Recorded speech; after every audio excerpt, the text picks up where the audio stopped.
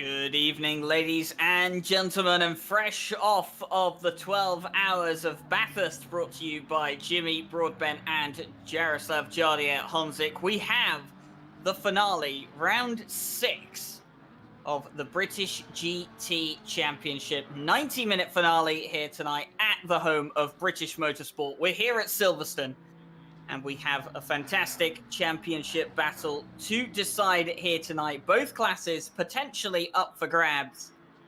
And an exciting change of weather in the midst as well. Practice has been wet. It's damp out there at the moment.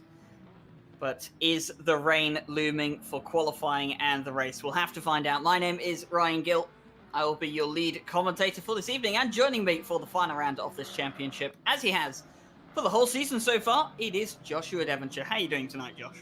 I'm actually pretty amazing. Just a little tired off the back of yesterday, but onwards we crack. And you're absolutely correct. We're here at Silverstone, and what a place to end this championship, and what a championship it has been. Obviously, we're still in with it's championship decider, really, isn't it? Between Steele Vasson and Boothby in contention for the GT3 championship. So this is going to be a good one. We said we wanted it to go down to the wire, and it seems like it has.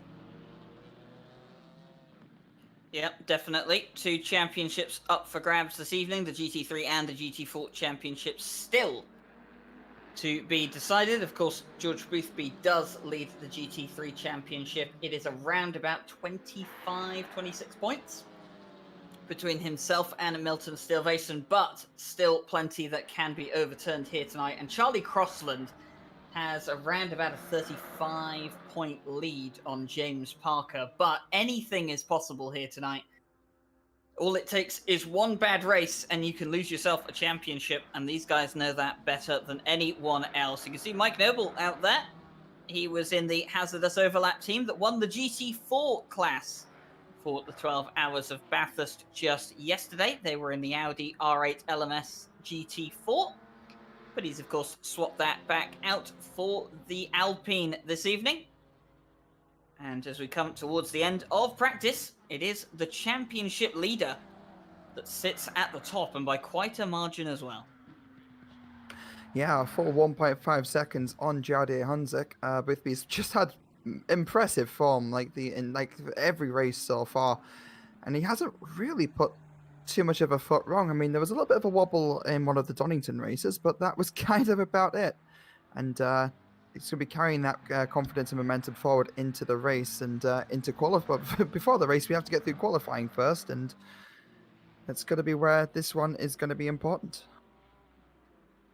Yep, and with the rain out here, possibly for qualifying and the race this evening, Steele-Vasson, who is the championship contender for George Boothby, the only contender for that first place in the championship with him, is going to be hoping that it is going to rain here tonight. The Aston Martins do fairly well in the wet conditions, but the McLaren is strong around here at Silverstone. It has had a bit of a BOP nerf recently, but it still loves this circuit, and of course George Boothby will know that just as well as anyone else.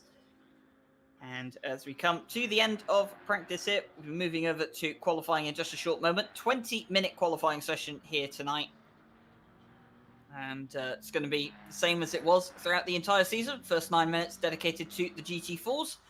The 2-minute overlap period for the GT4s to finish their lap times. GT3s can line up at the end of pit lane.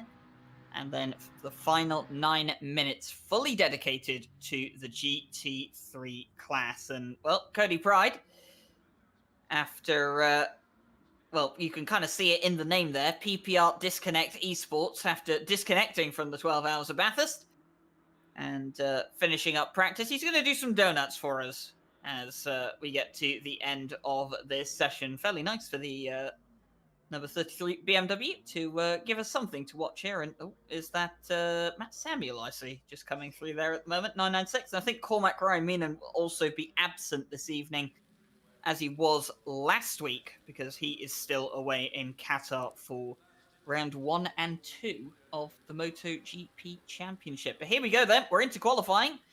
The GT4's set to go out first, and the rain has returned.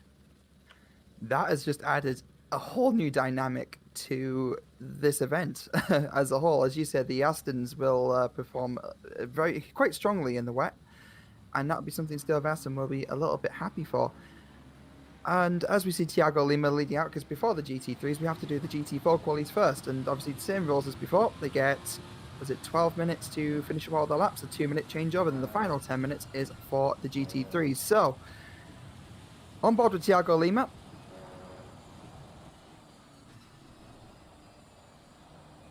Yep, Thiago Lima out first in the little Ginetta. And of course, Thiago Lima been doing fairly well in the number 93 Ginetta so far this season. Jarkko Torvinen also running in the Ginetta has had a couple of decent performances as well. And it's going to be the Phoenix Racing Portugal orange car. That looks like it will be taking the first flying lap of the session. And, well, they've only got 9 minutes out here. And Silverstone, it's a long lap, especially for these GT4 cars. So you're going to have to get a banker lap down early, and you're going to have to hope that that banker lap is good as well, because you're not really going to have that many chances to improve on any lap times you put down so far in the session. That's it.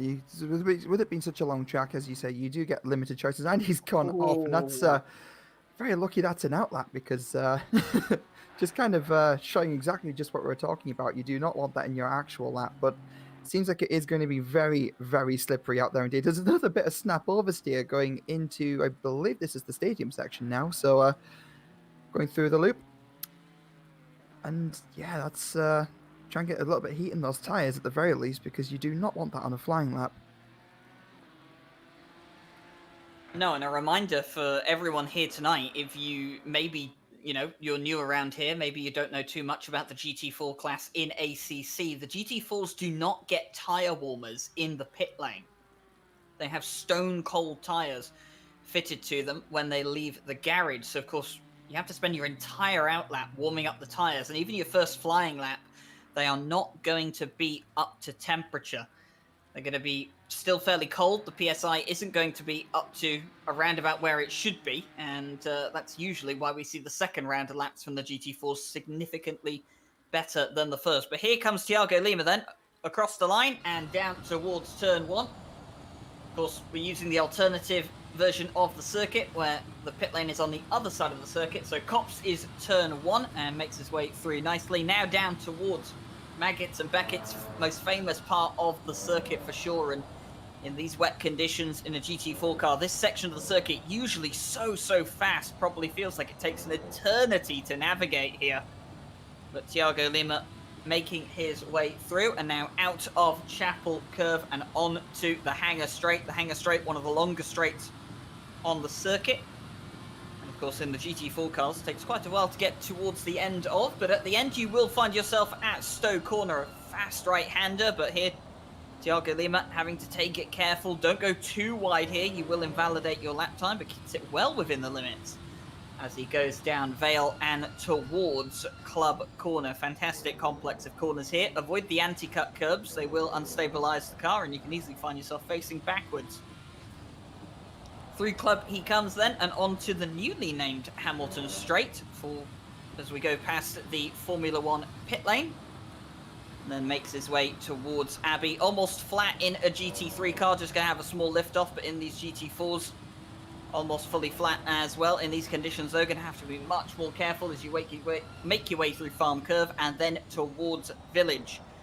Nice and tight on the inside. Don't go too wide here. Prepare yourself to come back in as you go around the loop. Don't hit the anti-cut curb on the inside. Enormous in these GT4 cars in comparison. And then flat through Aintree as you make your way onto the Wellington Straight. Just a little bit out of touch there for the Ginetta. Thiago Lima definitely struggling in these conditions. Makes his way down towards Brooklands.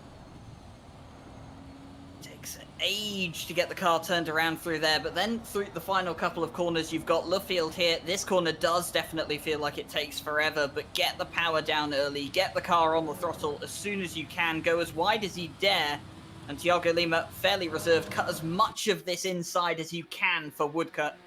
And then over the line, it's a 221.255 for Thiago Lima. And Alan Garland is only 12,000th off that lap time. That is very close indeed, and I think we're going to see a bit more coming out of this. And yeah, Thiago Lima has been beaten by Sundstrom with a 220.934, and that's 0.3 up. Again, half a second up on Sundstrom, but again, just as I speak, Matthew Samuel with a 219.9. Again, another half a second up still on Crossland, making that Cayman work in the wet. So that will secure a provisional pole for the time being, but there are still cars to finish. You have Martin Lawrence about to cross the line now in the Camaro, and that's a third place, but still a second behind Matt Samuel. But Lawrence, yeah, he's still in P4. He's changing. You have Mike Noble with a 219.2. Again, almost 7/10 up on Samuel, so the order is changing a lot as we speak. Panker will cross the line in a provisional fourth. James Parker, very, very quick driver. Otherwise, he's about to cross the line, and that will be it's good enough for 9th place. So not quite as strong as we'd maybe have expected from Parker, but there is still time to put another lap in. Don't think the BMW enjoys these conditions too much, but Mike Noble is enjoying these conditions at the moment. And look at that Alpine fly as it comes out of Chapel. And onto the hangar straight. Mike Noble has definitely been one of the quicker GT4 drivers this season. Unfortunately, had to miss out the first round of the championship. And he's had a couple of inconsistent results as of late. Ooh, style points there, though, for Mike Noble. That was very good.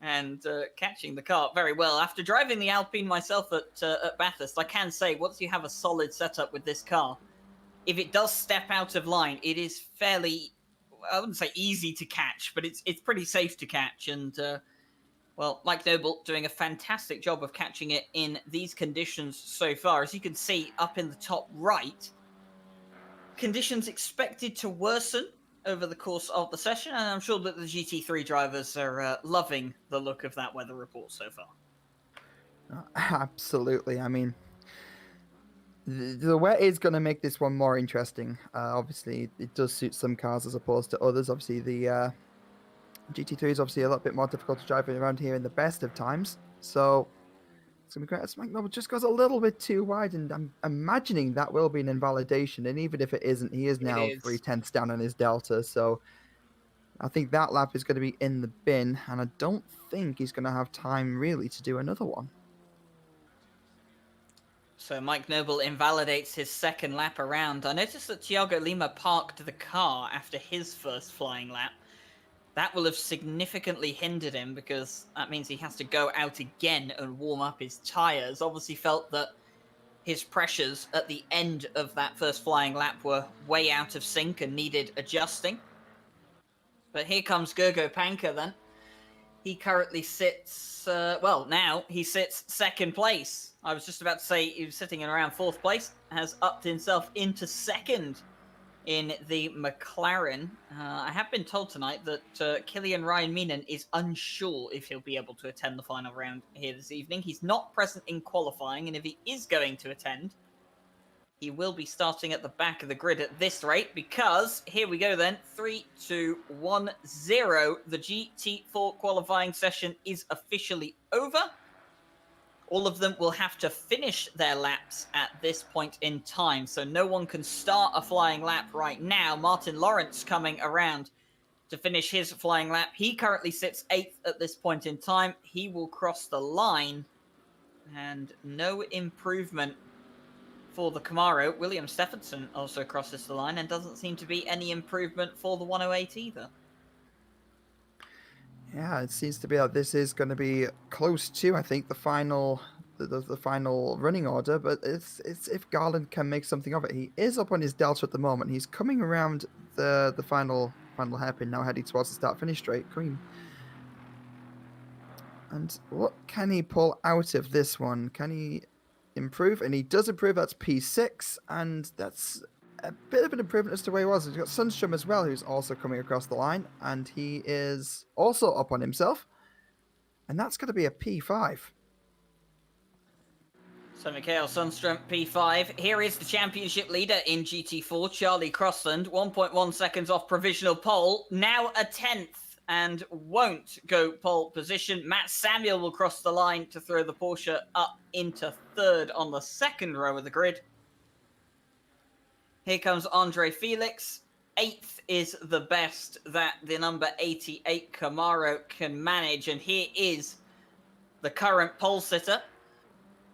Realistically, I think it's only Gogo Panka and James Parker that can challenge him now for that place. Here he comes across the line. Will he improve? Yes, he will. 8/10 clear of Charlie Crossland. Incredible lap time by Mike Noble. Here comes Gogo Panka. He'll only improve to be third and a second off of Mike Noble's lap time. Tiago Lima crosses the line. He'll go up to 7th, and Parker will throw himself on to the second row of the grid as well.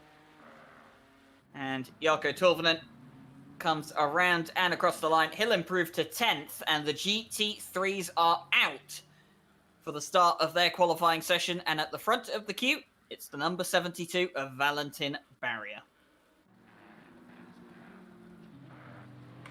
Yeah, it's a pretty big mix-up in the GT4 field there, and for a while I genuinely thought there was a car between Parker and Crossland, but it seems to be that championship fight is going to be a lot closer than we expected, especially with Noble in the mix as well. Looking on the back wing of Valentin Barrier, he is, as you said, Ryan, he is the lead GT3 in this group that are heading out. Going a little bit wide on the exit there, and just warming the tyres up just a little bit, because obviously where the GT3s do. Right, am I correct in thinking the wet tyres don't have blankets either? No, the GT3s do have blankets for both wet and dry tyres. Okay, tyres will still need to have a little bit of running time to kind of warm up, and especially in these conditions, you do not want to be under pressured. The BMW, that was Cody Pride in the background having a little bit of a wobble. Watching our championship leader, George Boothby, and he is just going to try and find some clear air, really, just to try to put the best lap in, and only 7 minutes really to do it. And he does have the Porsche and the Jaguar in front of him. Yeah, Alexander Guglia still running the Jag for this championship. But as they come around to the final part of the section, almost racing to get track position here in the wet.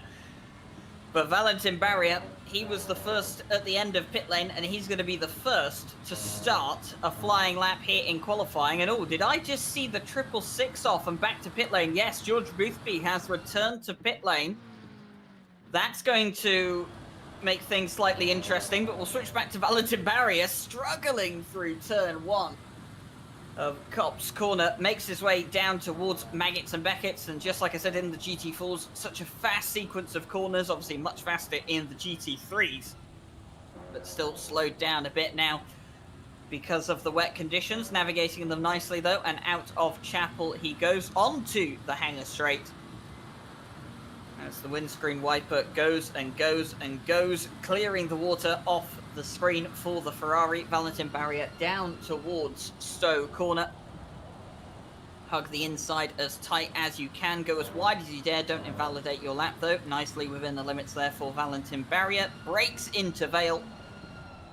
And then avoids the anti-cut curve very nicely. Get the car switched in and turned around. Early on the power as you can. Slight squirm there from the car on the power as he comes through Club and on to the Hamilton Straight, past the Formula 1 pit wall, and then into Abbey for the first time at flying speed. Misses the apex slightly there, but manages to get the car hooked up through Farm Curve, and now towards Village. Got to be nice and late on the brakes, get the car turned in early, avoid the anti-cut curve again, and then avoid the anti-cut curve here at the loop through the stadium section of Silverstone.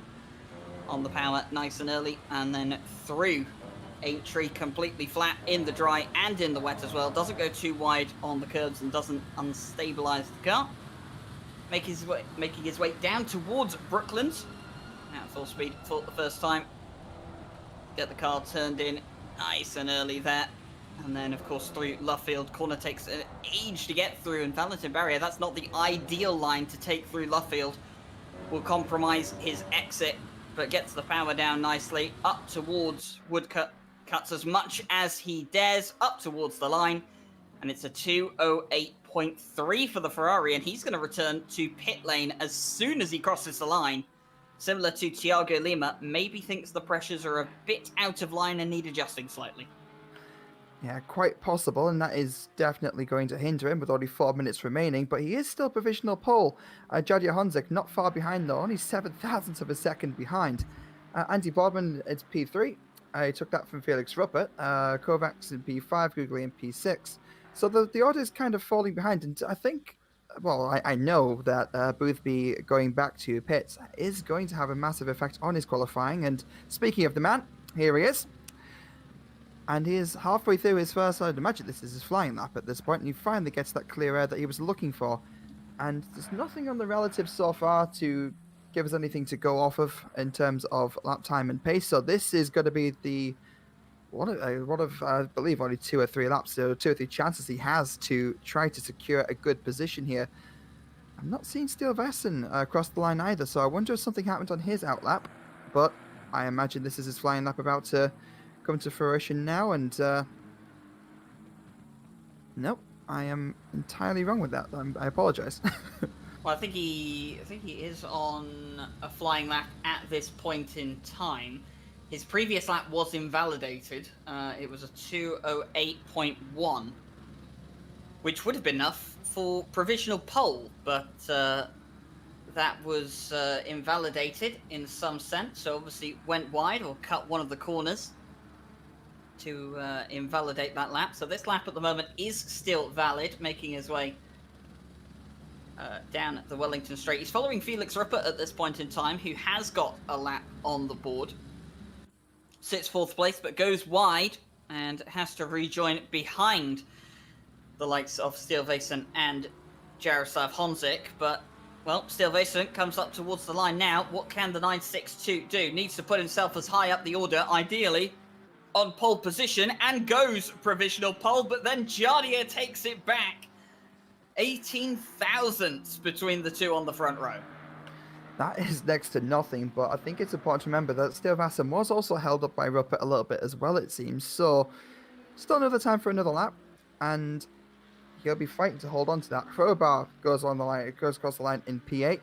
Boothby, P1, 0.3 of a second above Honzik, so Steele Vesson will need to try to pull something out of that to try to put less than a car between him and Boothby. He definitely will. It would not be an ideal situation here tonight for Steele Vesson if George Boothby takes pole position, because that's a load of points that George Boothby will be taking to make the job even harder for the Aston Martin to take that championship win. And a reminder, it's not that easy at this point in time anyway. We'll have the standings up on the screen for you later after qualifying. We don't have too much of qualifying left, just under 1.5 minutes remaining. But if you wanted to know, the gap between George Boothby and Steele Vesson in the championship is 24 points. So that means if George Boothby picks up pole position tonight, that will increase up to, I think it's about 28 points. And at that stage, it's going to be a pretty tough fight back for Steele Vesson to get the win of this championship. Yeah, I think so. He's just about enough. But looking at the delta, George Boothby on this lap, he's a full 2.3 seconds ahead of himself. That's on an already... The lap's invalid, though. Oh, it's an invalid lap, but that's crazy though. Even still, that's. I think it's 2.2 seconds up for a reason though. I think that might be the invalidation might have cut a corner. That's a very that might be why it point. is 2 seconds up on the delta, but that lap is definitely invalid. I've got it read up on my screen. As we're talking though, that's Steele Vesson. He has just got a tiny bit quicker than Boothby, and I don't think Boothby's going to be able to respond to that. So Steele Vesson doing exactly what he needed to do and putting that Aston into P1. He'll have a chance though. He's going to come up towards the timing line. He's going to make it before the session expires. So here we go then, George Boothby. He's got one chance to beat Steele Vesson and take away that provisional pole. As it stands, Steele Vesson is going to cut the gap down to 20 points if he can get that pole position. But George Boothby, he has the chance to do something about it, and at this point in time, he is up on his lap time. Steele Vason, by the way, he's also on his final lap of the session. He can still do something about his own lap time. He can still improve, and that's going to be important, because if he can improve, it could be the difference between pole position or starting behind George Boothby here tonight. Both of these on their final flying laps of the qualifying session. It's all going to come down to this to see who starts on pole. Absolutely. I was sat watching the Deltas at the moment, and they're just leapfrogging each other in terms of like on their PBs. Right now, Boothby is up, Steele is down, but that is changing almost with every single corner. You see Felix Ruppert in the background sliding into the wall, and it's a replay actually, and it's not what you want to see. But going back to the battle for pole position, and seems to be in the current states, nothing is going to change. But as I say that, Boothby does go up on his delta even still, going around the final few turns, going through, I believe he's coming up to, he's through the loop at the moment, going down onto the Wellington Straight. Steele Vason's not going to improve on his lap time. He's down by almost 0.2 of a second as he comes through the final corner, so Steele Vason won't improve. It's all down to George Boothby. There we go, confirmation. Steele Vason crosses the line. He's got the checkered flag next to his name now. Here comes George Boothby. He's up on his time by just about 0.1 of a second, but he's losing time. Now he's slightly gaining it back again. But he's losing it on the exit. He's going to come through the final corner. Oh my word, this is going to be so close. Up towards the timing line. Will he improve? No, he won't. And Steele Vason will take pole position for the final round of the championship, claws 4 points back right at the start of the evening. Well, it's 1-0 to Steele Vason here tonight, but we've still got a race to go. Absolutely, and that'll be a sigh of relief from Steele Vason, I can imagine. What a lap time and what an end to quali, and let's just hope that the race can live up to that. Just that tension and that kind of hype. Well, here we go then. We have the qualifying results then. Confirmation that Steele Vason did take pole position by 18 thousandths of a second. It doesn't get much closer than that. George Boothby alongside him on the front row of the grid. Jaroslav Honzik and Andy Boardman on the second row. Valentin Barrier and Felix Ruppert on the third row. Cody Pride, David Kovacs on the fourth row of the grid. And Peter Hrobar and Alexander Guglia rounding out the top 10. As for the GT4s, it will be Mike Noble on pole position with the championship leader Charlie Crossland alongside him. James Parker and Gogo Panka on the second row of the grid. Matt Samuel and Mikhail Sundstrom on the third row. Tiago Lima and Alan Garland share the fourth row with Felix and Torvinen on the fifth row, to round out the top 10. Martin Lawrence and William Stephenson, two Camaros, round out the field on the sixth row of the grid. But whilst we wait for the cars to line up on the grid, we'll have a little look at the championship standings for tonight. And of course, they're going to be the championship standings which will dictate how close this battle is going to be. So here we go then. The GT3 positions. GT3 Pro, George Boothby, the 666 McLaren 720S GT3 sits on 305 points to Steele Vason's 281. 201 points splits Felix Ruppert behind, so he's about 104 points off of the likes of George Boothby. He's got David Kovacs behind in fourth place on 194 points. Juraj Fenček with 161. He's equal on points with Andy Boardman. 156 for Leo Hirvonen. He's not here tonight, unfortunately. Alexander Guglia on 153, though, has the chance to jump up a few places with a good result tonight. Jardier on 149 points in the Porsche. And Peter Hrobar rounds out the top 10 on 139. Moving on to the second page. Ryan McIntosh, unfortunately, no longer in the championship. He was a very, very early contender after the first couple of rounds. Stenazis alongside, not really alongside, but a few points off. He's on 102 in 12th place. He's also signed out of this championship as far as I know. Lukashek not here tonight. He's on 82 points. Valentin Barrier on 76. Archibald Toth on 65, Cody Pride on 44, and Eros and Onufriyev no longer in the championship, 26-0 for them. We then move on to the GT4s. And confirmation there that Charlie Crossland, 304 points. 268 for James Parker, and then 222 for the likes of Martin Lawrence. Mike Noble on 208 can still find himself in the top 3 at the end of the season. Gogo Panka in 5th with 189 points, but he's got some pressure behind from Thiago Lima, 186. Then it's 174 for Cormac Roy-Meenan, not here tonight, unfortunately. Alan Garland on 171, Killian on 161, but he's not here tonight either. And the other Janetta of Jarkko Torvinen rounding out the top 10 with 157 points. But he's going to be under pressure from Mikael Sundström, who's on 154 for the season. Matt Samuel on 135. It's Andre Felix on 119. He's just 1 point ahead of Harry Conway, but Harry Conway not here this evening for the finale. And William Stephenson rounding out the GT4 field on 81 points. So we saw the gap between the two GT3 leaders was 24 points. It's now going to be reduced to 20 because of the full points that Milton Stilvesen has for taking pole position. So what that means, Josh, as I do some quick maths, as everyone likes to say, if Milton Stilvesen wins the race tonight and George Boothby finishes 5th, then Milton Stilvesen wins the championship by 1 point, assuming George Boothby doesn't get the fastest lap of the race. And that is entirely within the realms of possibility. I mean, we have 2 mandatory pit stops, we have the weather and potential track cuts and invalidations along the way.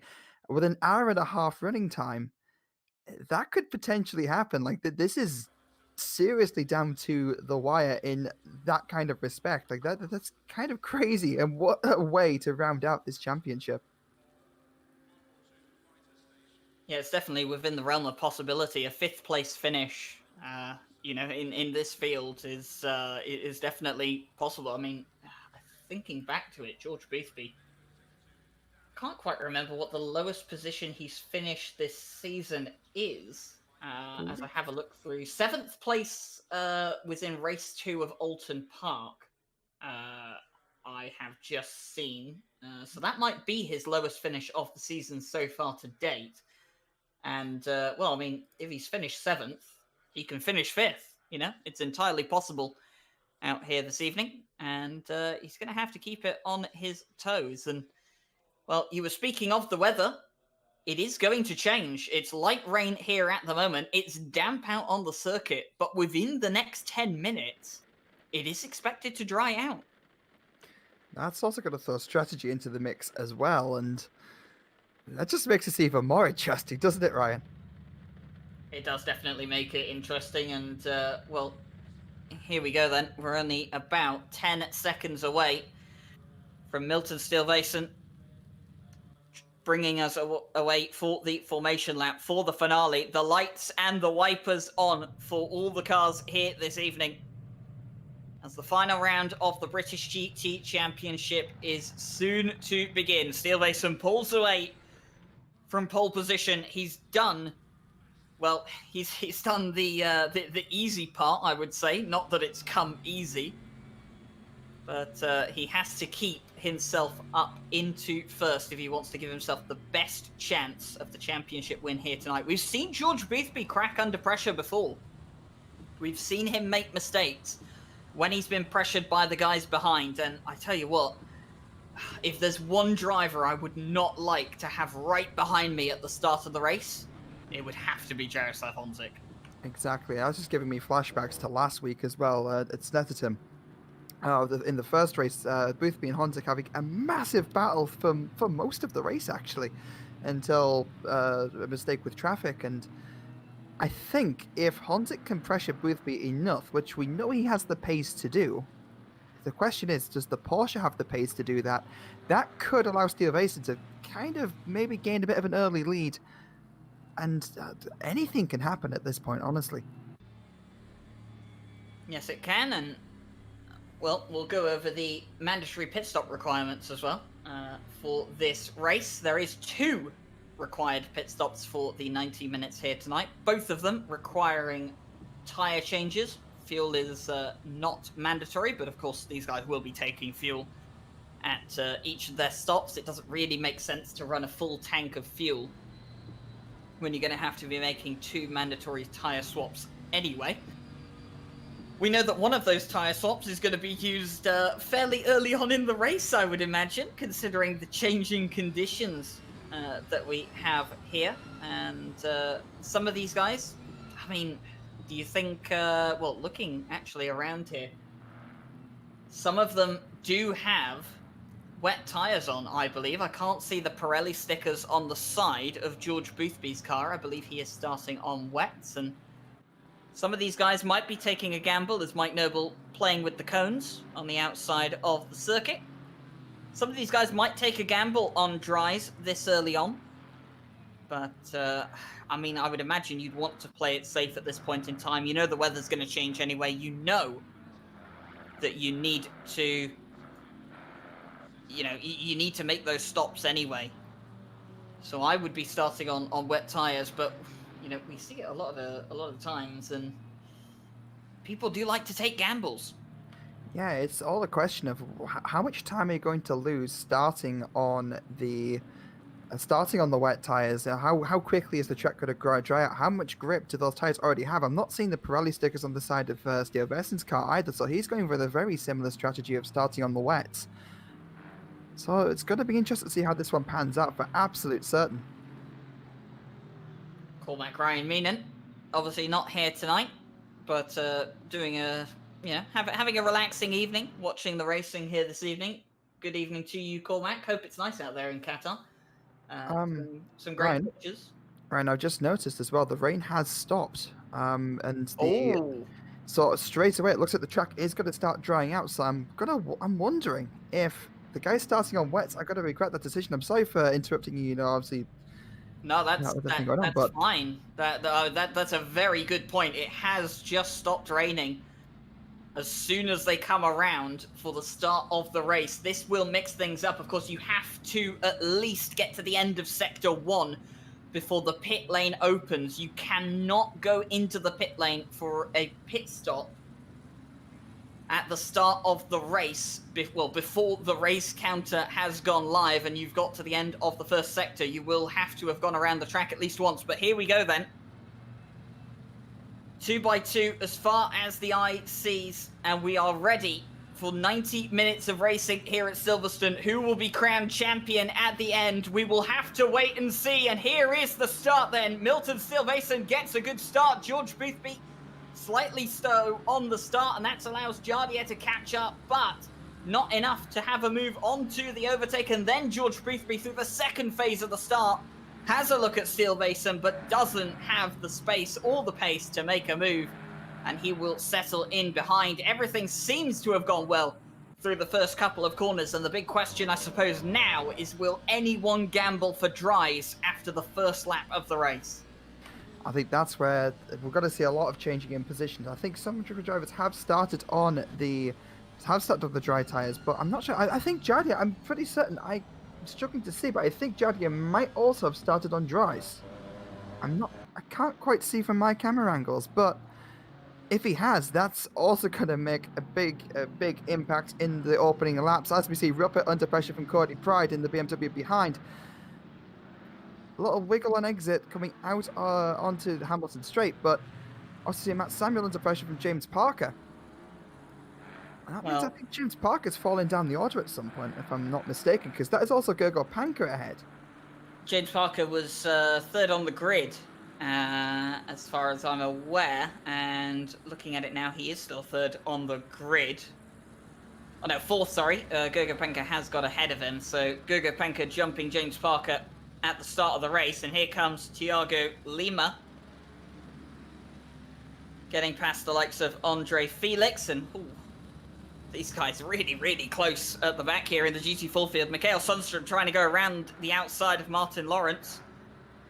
And Helen Garland was having a look at William Stephenson there as well, but not quite able to make his way past. So here we go towards the end of the first lap. What's going to happen? Well, the two leaders of the championship aren't going to pit the first time around. And as I look further down the field as well, I don't think anyone's coming into the pit lane. No, none of the GT3s coming into the pit lane on the very first lap of the race. They clearly don't think that it's time for dry tyres at this point, or at least they're not confident enough to go for a gamble.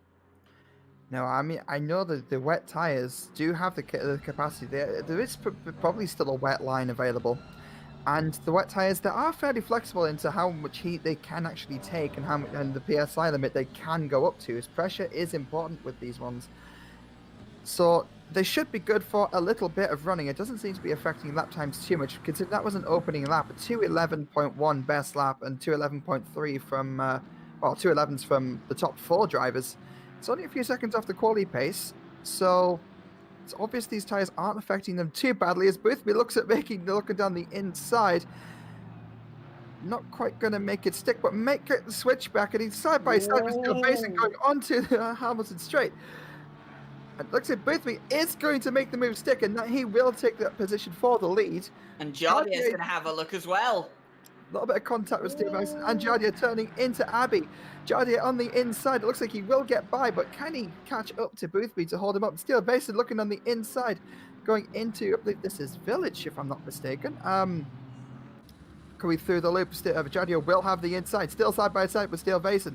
Steele Mason not going to quite be able to make the cutback, but Andy Boardman taking a look on the back end of Steele Mason as well, but he's not going to quite be close enough to get it.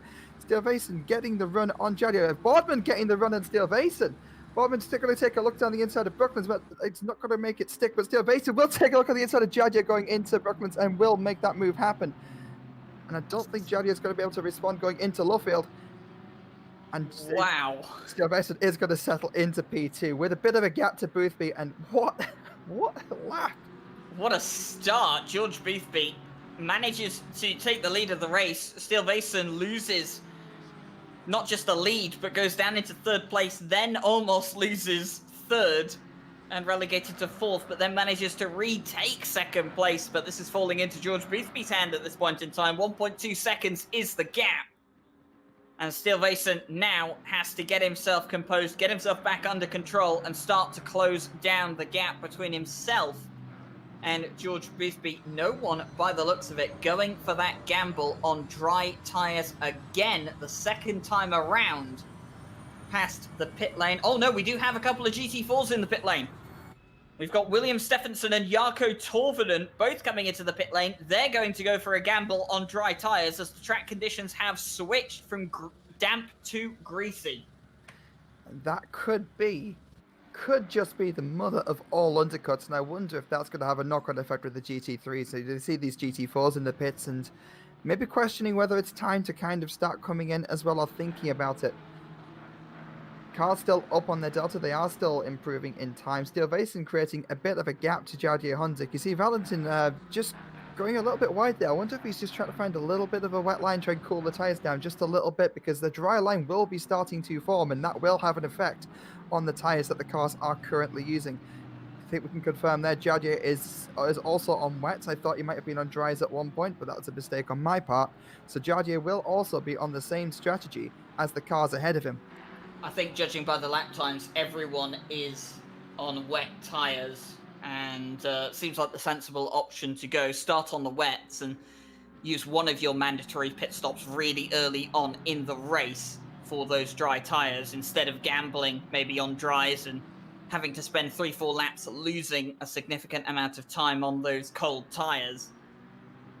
So no one from the GT3s looking like they're going to come in at this point in time. I wonder, just looking through here, is anyone coming in? We do have Andy Boardman is coming in. Andy Boardman coming in, yeah.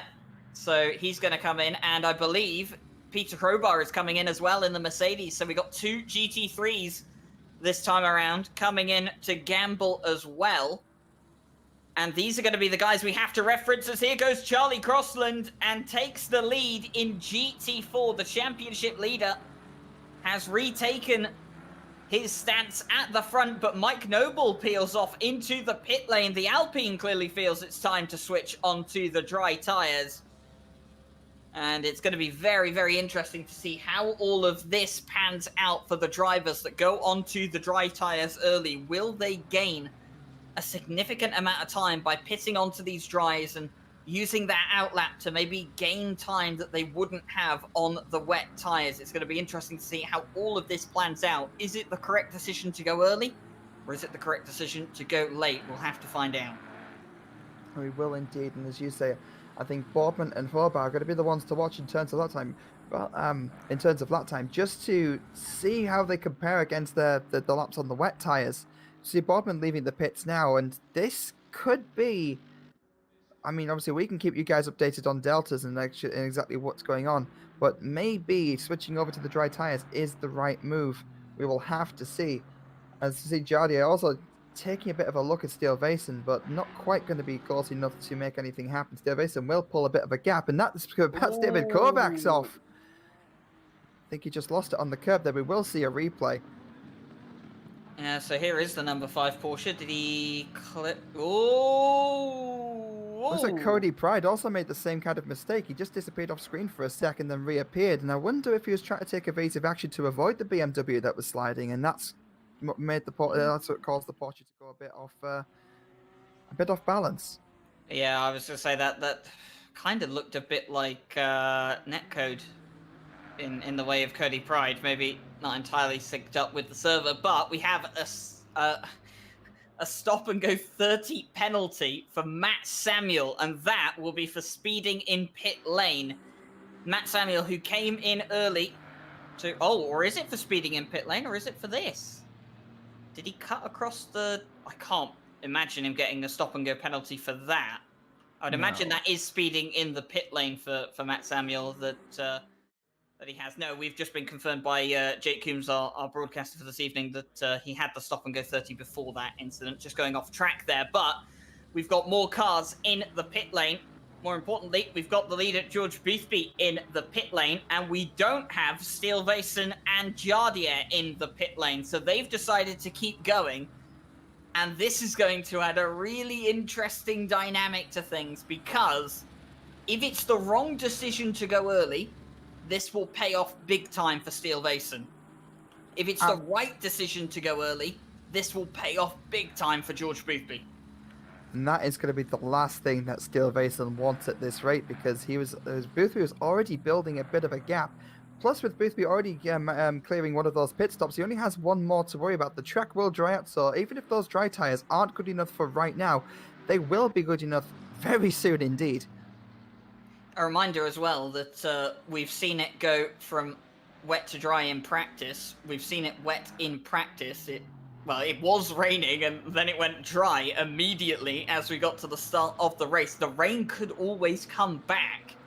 It is entirely possible, and well, with British weather, pretty much anything is possible. The rain's always around somewhere, and that's going to be one of these things that these guys will have to consider later on in the race. Jardier peeling off into the pit lane, by the way. He's decided that it's enough for him. He's going to switch to dry tyres, seeing everyone else go on to the dries. Meanwhile, Matt Samuel comes in to serve that stop-and-go penalty for speeding in the pit lane.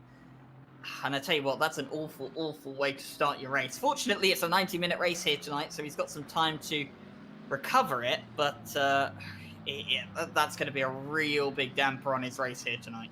Absolutely, just a chance to try to get his head down and focus on the rest of the race and just try and make up the ground that he's lost. And it looks like Boothby is flying at this rate as well, but we'll have to see exactly what's going to come about it. David Kovacs will also pit. Steelvason still in the lead, catching up to traffic already, but I think these are the GT4s that pitted for dry tyres, so naturally he stayed out. He's got to catch up to them, and I don't think... surely Steelvason has to pit soon. Andy Boardman, he is looking at the Delta at the moment. I actually can't see him on my Delta. So I can't actually give you an update as to... I can't give you an update as to... looking at Alexander Guglia and Peter Hrobar to see if I could see anything on their delta for improving on lap times. But their lap times seem to be a bit out of sync, although Peter Hrobar has just improved. Yeah, so is Bodman. Bodman's last lap was also his fastest with a 2:03 dead, so it seems to be that the dry tyres might just be coming into their own, and I think the man to watch with this, regarding this, is the man George Boothby in P4. Didn't lose too much time to the pit lane, to the pit stop, but I think a lot of the GT3s have also stopped as well, which is obviously going to help that. He's also caught up to traffic. This could help Stilvason, though, the fact that George Boothby has had to navigate through some GT4 traffic a bit earlier than usual. And Andy Boardman having to make his way through at this point in time. And, well, there he goes. And is Stilvason going to come into the pit lane this time around? Yes, he will. Stilvason in the pit lane. So now, time to find out, was it the right decision or the wrong decision to go longer on the tyres? We've got Jardier here at this point in time. He is behind George Boothby. Not too far behind the likes of George Boothby, though. Oh, no. I think George Boothby has extended the gap since he took those tyres. So it looks like the undercut working in George Boothby's favour. We'll have a look and see what it means for the lead of the race in just a moment. Stilvason still stationary, by the way, in the pit lane. You can see him on screen here now. George Boothby coming through Woodcote, coming through the final corner right now.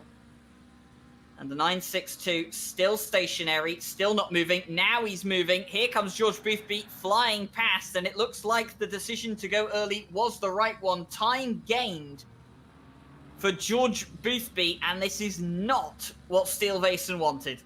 No, and now he's under direct pressure from Jardier as well, and Valentin Barrier, who are coming around the exit of Cops, going through Maggots and Beckett's, and Stilvason knows he has a lot to make up here. But as you say, Ryan, this is typical British weather. It's still cloudy. It could still rain. This could be the reverse of the situation all over again. There's a long way of the race to go. Still an hour and 16 minutes as we tick over the timer now. And I think at this point in time, Stilvason is going to be on a bit of a recovery drive to try and catch up. But can Jardier put him under pressure as well? Because at this point in time, Jardier could have a direct influence on how this championship pans out. Lawrence has a drive-through, by the way, in the 171 Camaro in the GT4 field. I'd imagine... Actually, I don't know what that was for.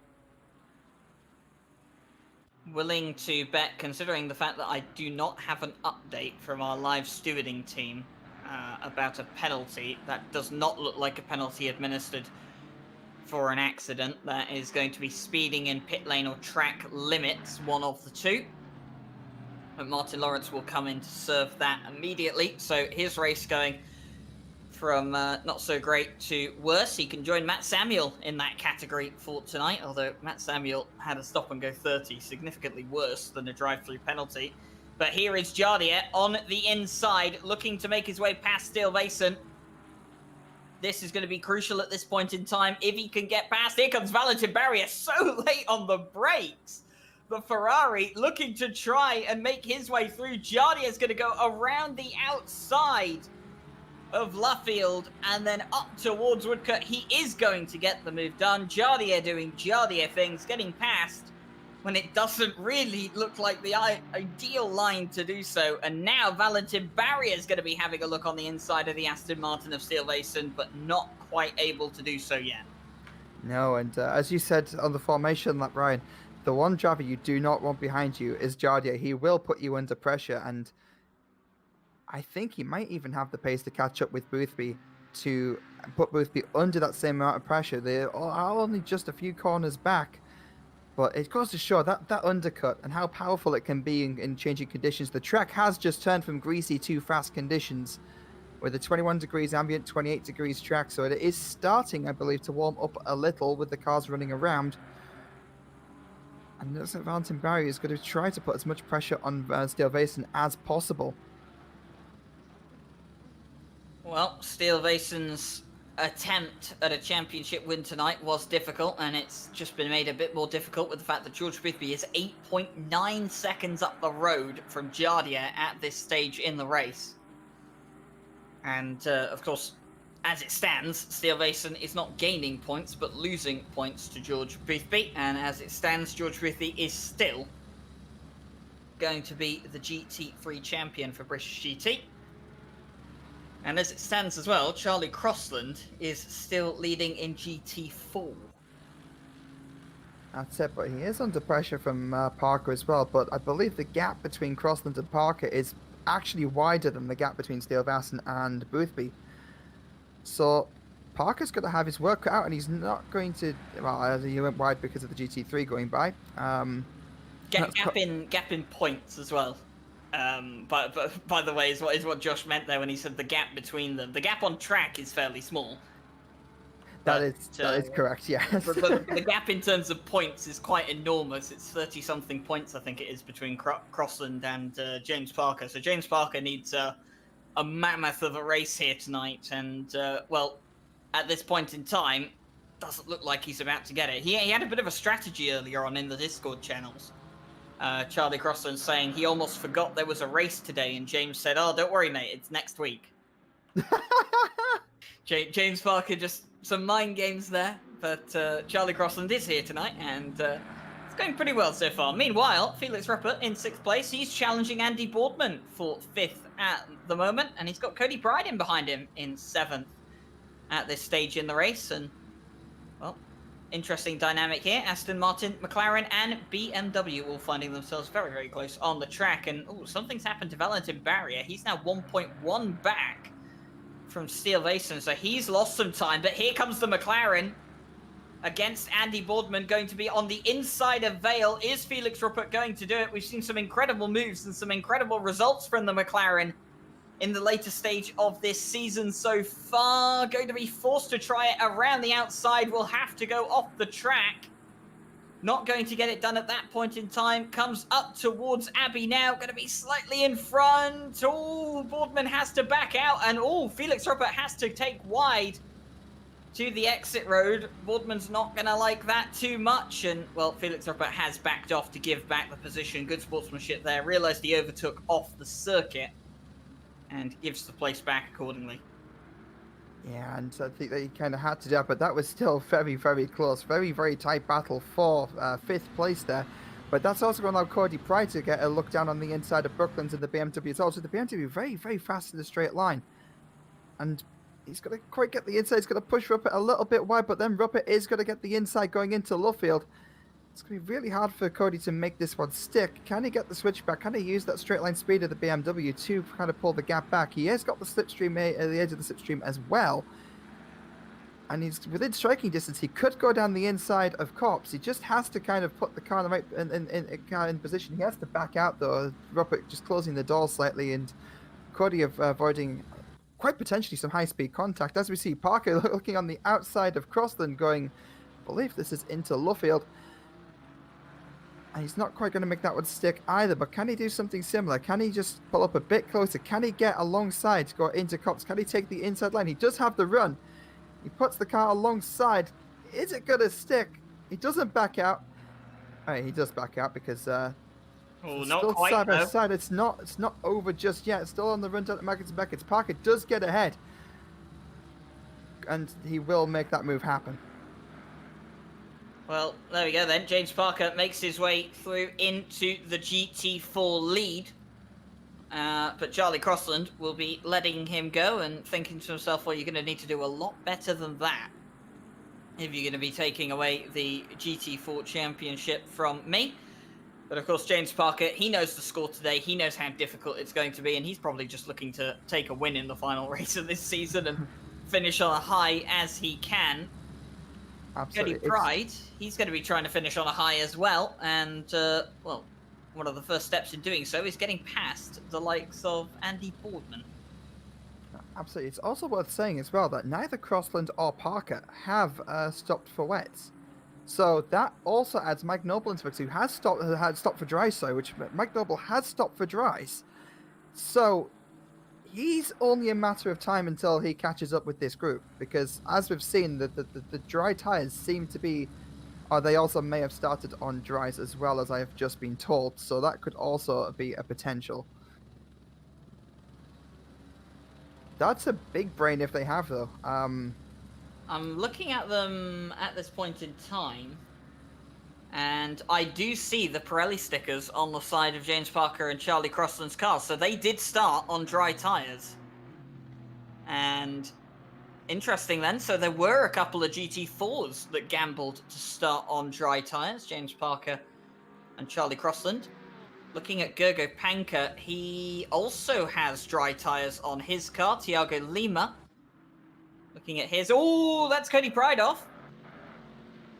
And the number 33 off the circuit. What happened here? We'll get a look on the replay. Courtesy of Jake Coombs doing a good job. Oh, just lost it. Yeah, the curb's still very, very slippery. It has been raining, so you do not really want to touch those too much because, well, that can happen, essentially. Now it's going to put him in the mix with Peter Frobar. Just coming out just ahead. A little bit of a wiggle on exit there. And that's Frobar and Kovacs coming together on the outside on the exit of Stowe. And, oh, that's both cars. Oh, dear. Kovacs got the car turned around. And all significant damage on the front end of that Mercedes, you can see. We'll get a bit of a replay here. Good work by our cameraman. Oh, was there a bit of a touch there with Cody Pride, perhaps? As he was recovering, and oh, Hrobar just came across the front, I think, of Kovacs, just didn't quite clear him. And it's going to be interesting to see what the stewards make of that one. Looks potentially self-inflicted for Peter Hrobar, but he did get Kovacs involved in that. Of course, we don't see all the angles. We've literally been able to see one replay of 1.5 angles. And we'll have to see what comes of that later on in the race. Meanwhile, though, there have been some time penalties handed out. And lap 1, turn 11.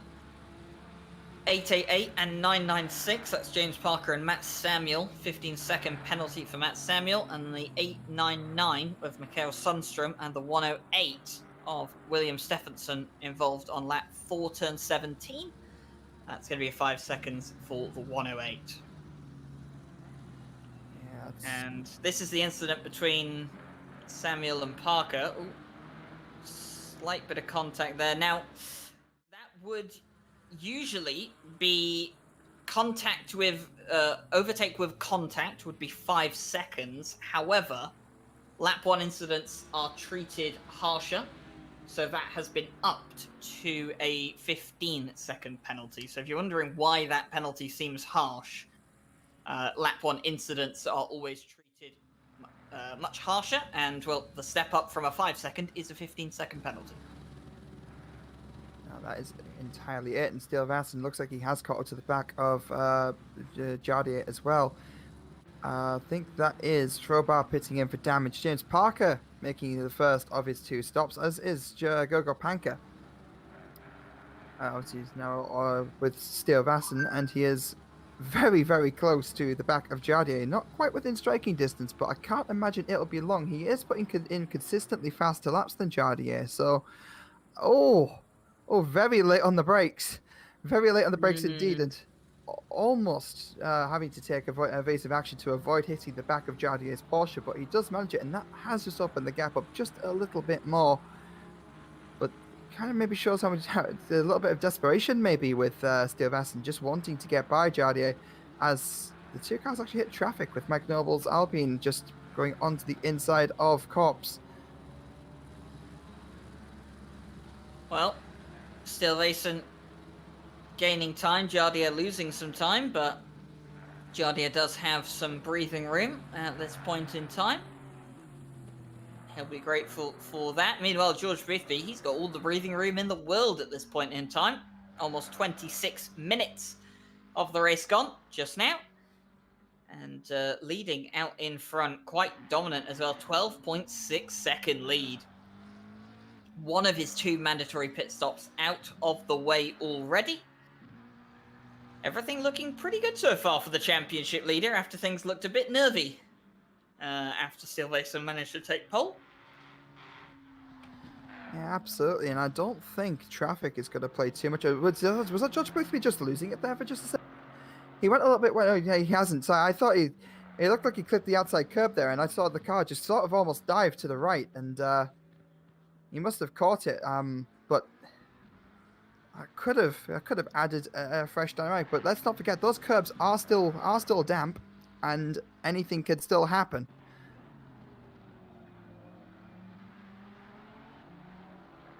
Anything can still happen, and Milton Silverstone knows that anything can still happen, and he's got to keep believing that he can close down and still win this race and still potentially win this championship. You've always got to believe that it's possible.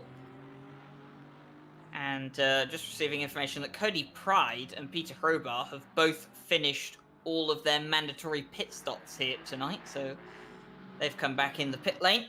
I think Peter Hrobar makes it sense. He picked up some damage and needed to get that repaired, so might as well get that tyre stop done again and just go for an hour to the end of the race. Hope that it will stay dry and just go to the end. If it does decide to rain later on and they have to switch to wets, though, that's going to work against him quite severely. But Mikael Sundström, he's also done both of his mandatory pit stops as he's sitting at the back. But Milton Silverstone is still closing down on Jardier at this point in time, close back up to half a second now. But George Boothby still pulling away, 13.3 seconds. Yeah, he's just got clear air ahead of him, and that's all he needs just to kind of pull the gap. All he has to do is just fall into a rhythm and just kind of run away with it, which is what he's done pretty much all championship, let's face it. And he's got everything set to do that now. But still, it's a long race, still an hour to go. Can't really discount anything. Pride and Crowbar have completed both of their stops. And that's still Vason chasing down Jardier. Gap getting closer and closer with every single lap. Milton Silverstone was a few tenths faster than Jardier in the last lap. So he is consistently quicker. I think it's only a matter of time, but unless something happens to Boothby, I don't see how the gap can close up all that much. But again, there's still an hour to go. Anything can happen. Things can change, and it's kind of just like when you see shifts in momentum. You see it in all forms of sport. There's no way to properly understand how it happens. 1 minute someone can be doing well, leading, pulling away, and then the next minute it can all go sideways and they start losing time. The others start catching up. You see it all the time. There are ways to explain it in some instances, but in others it's just one of those it's just down to racing. It's down to the sport, and still Vason is going to have to hope that George Boothby will unsettle himself at some point throughout this race, but not looking like that will happen at this point in time. Boothby just set his personal best on his previous lap.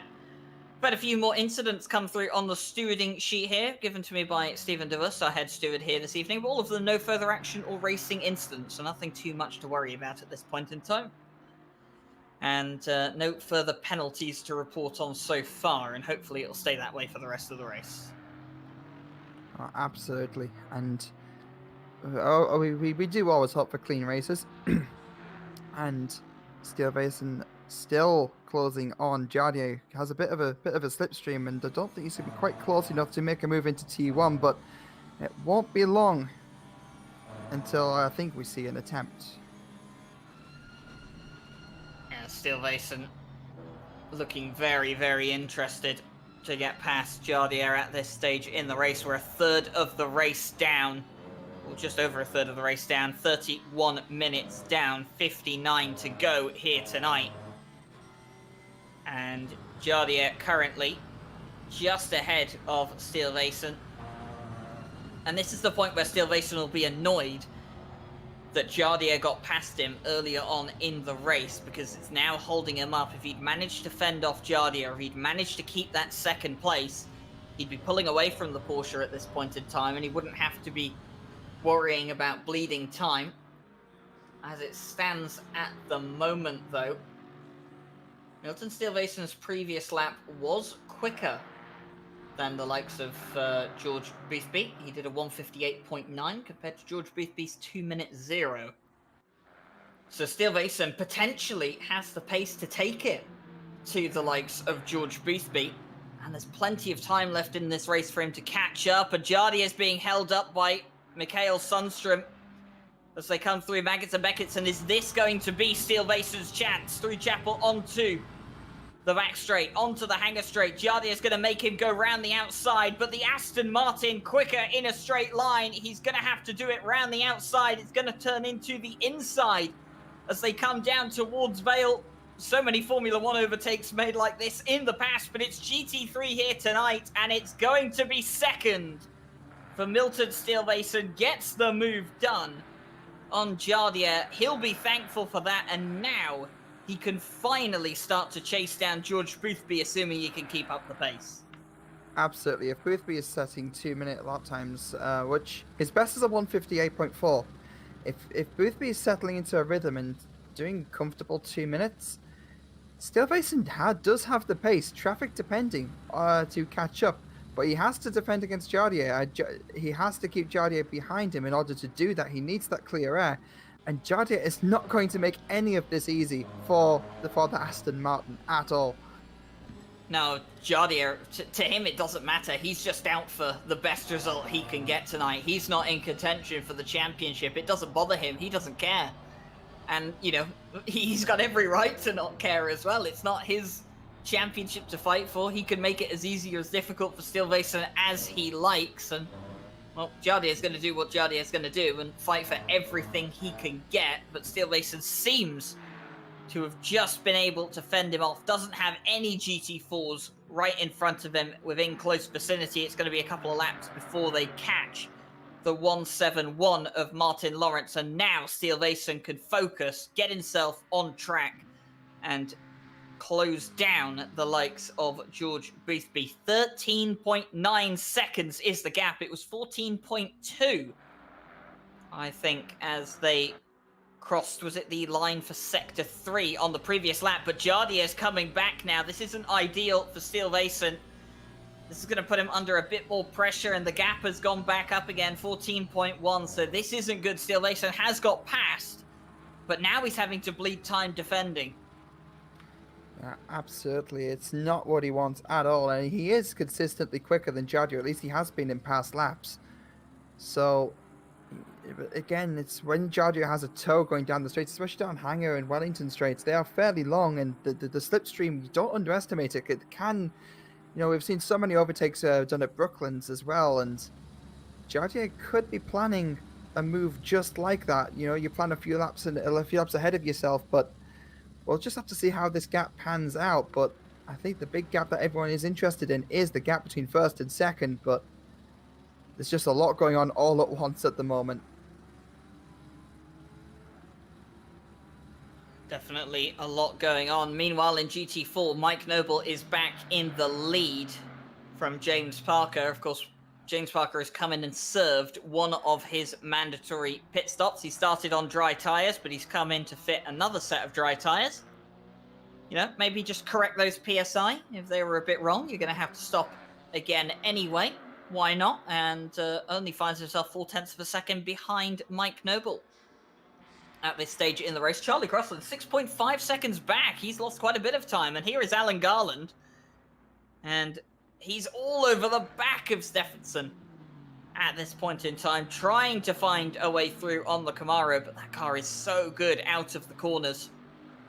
Very, very difficult to get it on corner exit. You really do have to beat that car on the straights or into the braking zone. And speaking of beating cars on the straights or into the braking zone, that's realistically where Jardier is going to have to do it on Milton Steelvasen. Just under 0.3 of a second between these two. And just when you thought that Steelvasen had got past Jardier and his job had just been made a bit easier and he could start to close down George Boothby, He's been given trouble, but now has Jardia made a slight mistake? Has he lost some time? And is he given Steel Basin the breathing room he needs to finally break that gap? And even if he has got that breathing room, how long is it going to stay for? Kovacs on the back of Googly at the moment. Googly is sticking with that Jaguar through this entire tournament, by the way. But it looks like Kovacs is going to get the run going down onto Hangar Straight. And I don't think he's going to be close enough to make a move. He's going to take a look on the outside of Stowe. He will outbrake the Jaguar. Jaguar does have the line, but I think that, yes, the Porsche is going to make the move stick. And he is, I believe, will be about 15 seconds behind Boardman if the timing sheet is to be believed. Oh, and Alan Garland, he's got past Stephenson. Connection lost racing Camaro has been beaten by the Aston Martin. Garland up into 18th place overall. Of course, Stephenson does have that 5-second penalty, so Garland was effectively ahead of him anyway, but it's always better to be ahead on track. That means you're not going to be slowed down by the guy in front of you. Meanwhile, James Parker on the back of Mike Noble still. And the lead for GT4 currently in Mike Noble's court. But of course, James Parker wants to change all of that. He wants another win on the board this season. And that BMW, very, very good on the straights, but the Alpine so good on the brakes and so nimble through the corners. Drove that car at the 12 Hours of Bathurst on Sunday. So good over the mountain section. It's almost completely flat out from turn 3 up to Skyline. And the BMW, not so much, but the BMW is so good on the straights. It was almost impossible to overtake that thing at Bathurst in a straight line. Yeah, absolutely. I mean, both these cars do have traits that kind of cater to different sections of Silverstone. That's kind of the magic of Silverstone. You do have kind of fast the fast parts of the track that test both aerodynamic and mechanical grip in Maggots and Beckett's, and then you have the quicker sort of straightaway sections as well, along with like Lowfield and the Loop. They really test kind of the slower speed capabilities of the car. So each car is going to have its advantages in different places, especially around here. James Parker is going to get the run. He's got to look on the outside going into Maggots. He's going to peel back. I think he's a little bit better of it. It's not a great place to try and make a position. There's really only one line through there. If you get off your rhythm, or if you get offline, it can push you wide and you lose a whole lot of time. And now he's got to make that gap up just a little bit over again, but I think he will. It looks like he's got the run coming out of Chapel. Looks like he's going to get a little bit closer on the run towards Stowe. He flicks to the outside just as we saw Kovacs do, but looks like Noble will close the gap, but Noble does have a bit of a slide going on. He does have to correct a little bit of oversteer. This is a little bit of time, but I don't think Parker's going to be able to outbreak into the Vale. No, he isn't, and the gap is going to stay the same. Alpine is very, very good on the brakes, and Mike Noble is a very, very quick driver, would you believe it, and very experienced with the GT4s. Meanwhile, Mikhail Sundstrom has been given a drive-through penalty for track limits abuse. That's a server-enforced penalty, nothing to do with the live stewards. And Felix Rupert has decided to come into the pit lane and serve his second mandatory stop of the evening. So he's obviously confident that it's not going to start raining again. Either that or he's trying to gain an undercut on the likes of Barrier, but I don't know if that is... I don't know if that is maybe the smartest move, potentially, but yeah, as you say, if it rains, that could be shooting himself in the foot a little bit. As we see Parker attempting a move on the outside of Brooklands on Mike Noble, but not quite going to stick. It pushes him a little bit wide. Doesn't lose too much time though, and that could potentially give him the run down the start-finish straight coming through Woodcut. Is going to give him a little bit of a run. He is closing the gap slightly. The BMW is faster in a straight line, as you say, Ryan. And I think the agility of the Alpine coming through T1 is just going to be enough to maintain the gap. But again, looking into Maggots and Beckett's, can James Parker make a move stick? I don't know if he can. No, he can't, but The run He's down got to to... be looking. He's got to be looking at the hangar straight, surely. He has to. He's close enough. If he just needs to maximize his exit. And we see Boothby making the final stop. Oh, So, again, he must be confident in himself that we're not going to experience any rain. But again, can Steelvason... I don't know, because Steelvason will also need to stop. But can he overcut? Here's James Parker though. Gonna have a look around the outside at the end of the hangar straight going through, and then he's gonna have the inside for Vale. It's gonna be a carbon copy move of what happened against Steelvason with Jardier, but look at how late the Alpine is on the brakes, and Mike Noble's gonna keep it through Club. He's going to be on the inside, he's going to have the racing line, he's gonna force James Parker wide, and there's no doing an overtake there. The BMW going to use its straight line speed, its power as much as it can. He's going to try and go around the outside as they come through Abbey now. As they come down towards Farm. And this is incredible, side by side. Now James Parker, he's going to have the inside line for the loop. Is this finally the move done for the Triple Eight?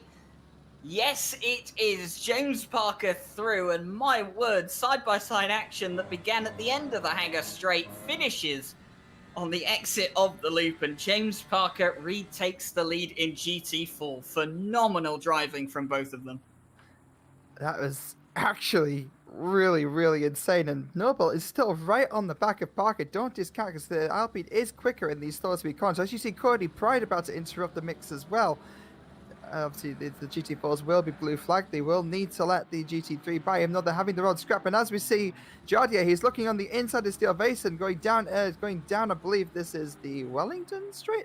It is. Yes, it is the Wellington Straight. Going down into Brooklands. It's not quite going to make the move stick, but he does have the outside line going through Luffield.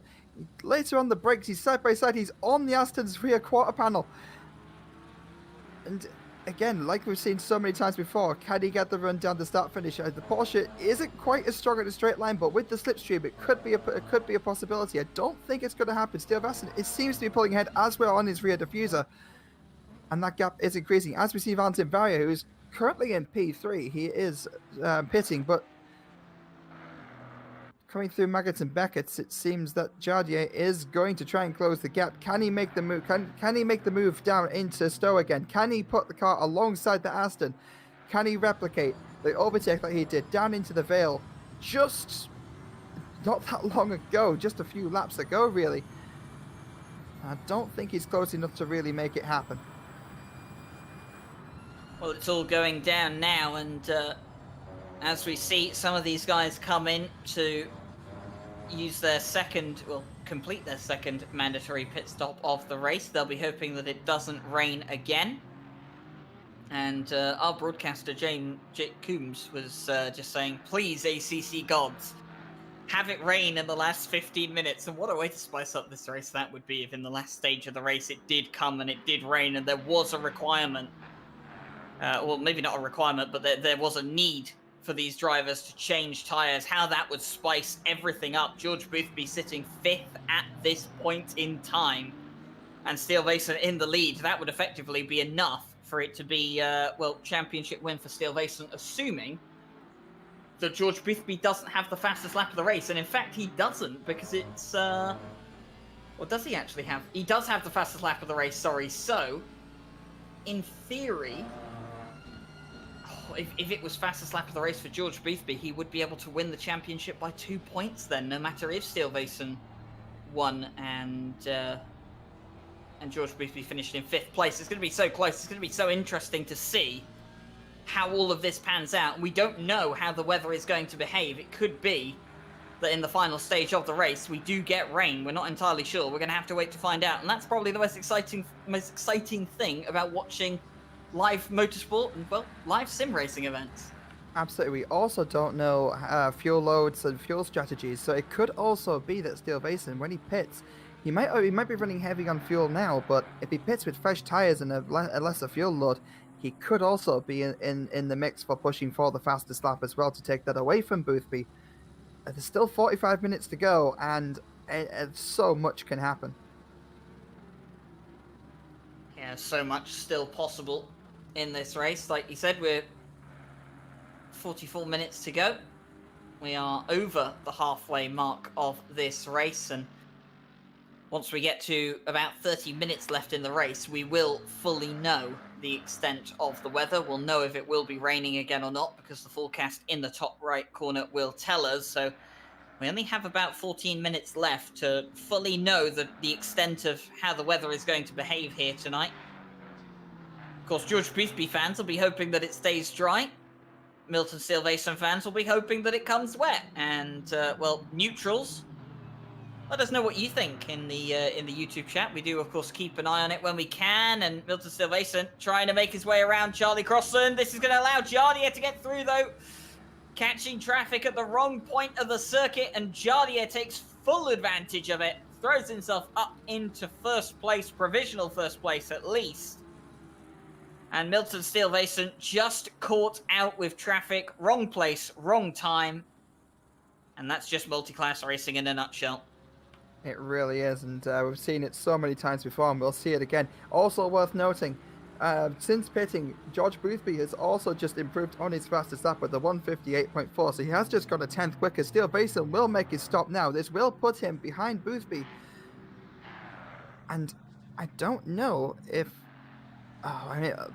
unless there's rain, and even then, this has just made this so much more interesting as we see Alan Garland on the outside of Torvinen.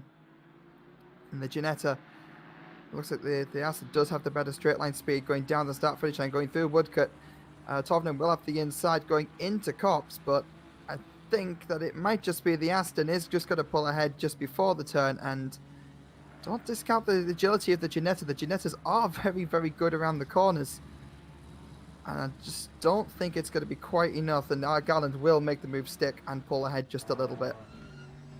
So Garland makes his way past Jarkko Torvinen. And he still has a one mandatory pit stop left to do. Martin Lawrence is in the pit lane. He's going to be serving his final mandatory pit stop of the day. There is George Boothby, and here is Silverstone coming out of the pit lane. So going to be well behind George Boothby at this stage in time. Alexander Guglia in the nearly on pace. Why did I pick this car? Still asking himself that question after 5 weeks of putting up with that car. Now 6 weeks, of course. It's great to see the Jag out here, even if Alexander Guglia's performances have kind of made that car look like a GT 3.5 in this series. I think I said something very similar in terms of calling it a GT 3.5 before, but yeah, absolutely correct. He is he is making that thing work as best as he can, and to be fair, he's put in some fairly decent performances with it as well. It's not been absolutely awful, but it is a few generations old, that car. Again, our broadcaster Jake Coombs suggesting maybe Milton is trying to undercut Jardier just a little bit, just pitting in a little bit early, and just try to make up the time. And Jardier will also stop as well. And well, I guess we'll find out if Silverstone has done enough to catch up with to catch up to Jardier. And I believe this will also give Boothby the lead back as well. But Boardman is still is yet to pit in P2, as we're watching him go through Lovefield right now. We got someone in the chat just saying that Jardier had 2 laps of fuel left on his car, so he was going to come in sooner rather than later, and it could be fuel that some of these guys maybe didn't fill it up for a bit of a longer stint in the race, and now they're going to have to go to the end. They'll be fueled up to the end for sure. Won't be planning another pit stop at this point in time. Here comes Jardier, by the way, and Silverstone is making his way down as well, but Jardier, he's hit pit exit, he's back up and running to race speed. Here comes Silverstone. This is going to be close, but Jardier is ahead, and he's going to have to do a lap for those tyres to be fully up to temperature. And Silverstone right on the back, and now Jardier is going to be held up by Matt Samuel. So is this going to be Milton Silverstone's opportunity? Can he use the traffic to his advantage this time to try and catch Jardier? Jardier has to warm those tyres up, has to get their pressures right up to where he needs them to be. He's going to take to the inside line as you would to defend, but the grip that Milton Steelbason has. He can carry some more speed around the outside, but Jardier just holds it. I don't think Steelbason's going to try it into Vale. No, he won't. He has to sit back through, and as they come through Club, Jardier is ahead, and Steelbason running out of time to use those nice warm tyres before Jardier's get up to temperature. Absolutely. I was just about to say that, Ryan, right now, because right now, Steelbason has a small window of opportunity. Jardier's tyres are still slightly colder. They are still warming up. They are fresh boots. They have just gone on. Steelbason has had a lap or two to basically warm his up a little. He will have a little bit of a sticky car. As we see Judge Boothie sending it down the inside of Brooklyn's to Bodman. Bodman knows this isn't really his race. He just seems to let him by. And Bodman still with one more stop to make. It just kind of goes to show as well just how far ahead Boothby is actually pushing. Steelbason hoping to get a very similar move done on the inside, but Jardier is not going to let it go easy. He is later on the brakes in the Porsche, but it's just narrowly avoiding contact, and he's not going to be quite close enough to make a move through Luffield. But can he get the run through Woodcut? Can he get the run down T1? Can he get a better exit than Jardier? It's too early to say right now, but dare say that gap is starting to close. It indeed is. And he's going to flick to the inside. No, he isn't. He's just going to stay behind, but that is going to lead for a run down, potentially down the Hanger Straight, potentially to Maggots and Beckett's. Steelbason running a tiny little bit wide, not enough to really make a difference, not enough to lose any time. Flicking on the apexes of the sequence of Maggots, Beckett's and Chapel. Steelbason is holding the gap as close as he can, trying to maximize the exit, trying to give himself the best possible opportunity to put himself on the inside, the outside of Stone. Maybe, hopefully the inside, maybe the outside. He goes for the inside. He's alongside Jardier. Jardier is going to hold it by Tobin. Tobin is going to shut the door wide. Steelbason is going to have to avoid the Ginetta, but that has just allowed Jardier to create a bit more of a gap. But holy damn! My word! I mean, the racing between these two has been absolutely fantastic. We'll see a replay here. Steelbason on the inside, then finds that he's got to take avoiding action for Jarkko Torvenen's Ginetta. That allows Jardier to go back on through. And my word, the championship, well, as it stands, it's decided that George Boothby looks to be the champion. But these two offering the entertainment here tonight. And, I mean, if you want to put driver of the day down to an entertainment factor, I mean, who do you choose here today? Do you choose Milton Steelbason or do you choose Jardier? Do you give him an even split? Because the racing between them has been absolutely fantastic here tonight. We've got 36 minutes to go, and I don't think Milton Steelbason's done quite yet. No, I don't think he is. And even as things stand, he's done brilliantly all season. But let's not discount anything. Wet weather can happen, wet curbs, traffic. This is a long race with a long track, with still a fairly longish way to go. There's still half an hour left.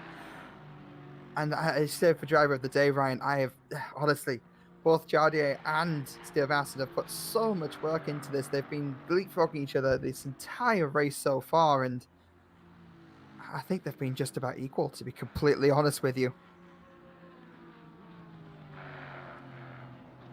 They're definitely offering the entertainment factor that we wanted for this race this evening. The championship battle might not come down the way we expected it, but I tell you what, it doesn't really matter, because if the entertainment is there, it doesn't matter if a championship is up for grabs. It's just a bonus on top of them. And Jaroslav Honzik and Milton Steelbason, they are the focus of the race here tonight. Meanwhile, in GT4, James Parker does still lead from Mike Noble, 7/10 of a second between those two, and Charlie Crossland in third place. Not really much going on between the GT3s. They're fairly spread out, as you can see on the track map. And these are the two closest GT3s on track at the moment. As for the rest of the GT3 field, it's a fairly similar story. Everyone pretty far spread out, and the only battle on track is this one, and it's still not over. Milton Steelbason closes back in. I would say it's time for round 2, round 3, round 4, but I've forgotten how many times we've gone around this boxing ring. Absolutely, it's been non-stop. We've been going for an hour now, and this is still going. Gergod Panker just will be holding his line, letting the Aston through. Can the Aston be later on the brakes? He does have a slightly inside line. just about slows it down. And I wonder if Peter Hobart is going to hold Jardy up just enough to let Steel Vassen get a better run. Jardy, Hobart will move out the way. It doesn't seem like it's held Jardy up at all. The gap bigger than we have seen in previous laps. But in terms of last laps, it seems that, yes, Jardier was quicker than Steel Vassen in that last lap, but traffic was also a factor. So I don't really think it's fair to use that one as an example. But look at how quickly the gap is closing, Ryan. Just how hard Steel Vassen is pushing that Aston. He wants to, even if he loses this championship, he'll want second place. He'll want to do the best that he can. Jardier running onto the grass just a little bit. The gap fairly big compared to what we've seen going down Wellington, but it is closing and fast. Don't think it's going to be enough. No, it's not going to be enough to try and make a move going into the turn, but maybe down into the Vale, quite possibly, if the Aston can get the run on the outside.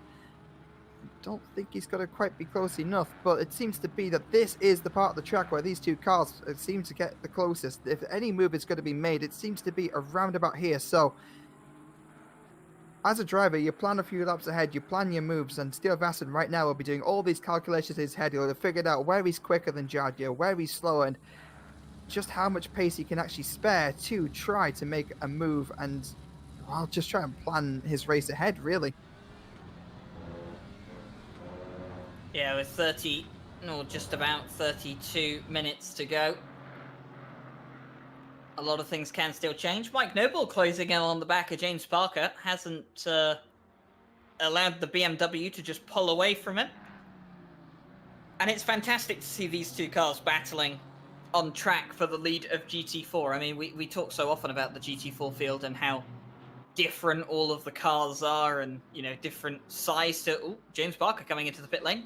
Just as I was about to go on and look at the size comparison and the engine comparisons between these two cars. You've got this tiny little Alpine compared to an enormous BMW GT4, but it's fantastic that both of them can have almost identical pace around here with the right drivers in them.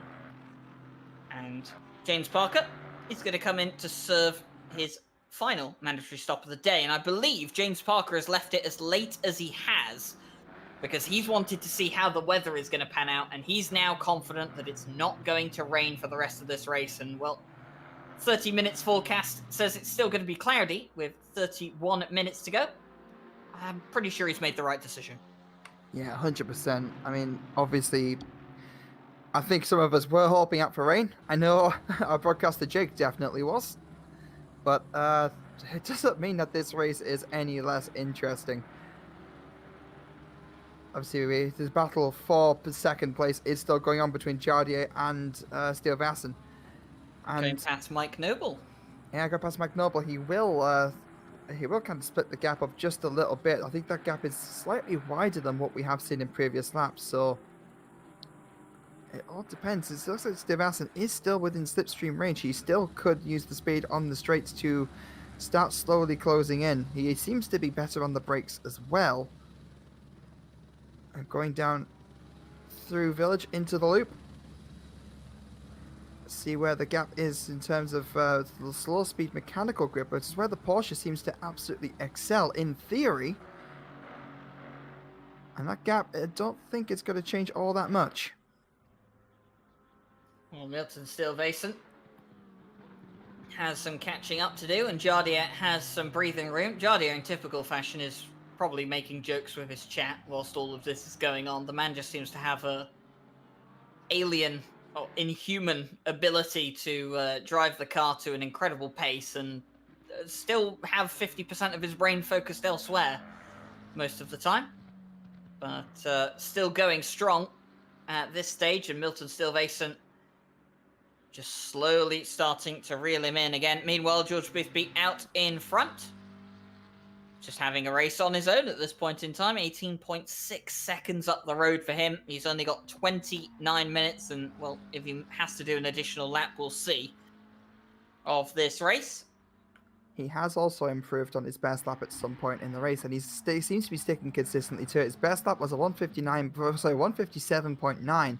The last lap was a 158 dead, so he's within a tenth of a second of his best time. So Seems to be he's just finding a very comfortable rhythm and a fairly a fairly quick rhythm, in fact, and just sticking with that.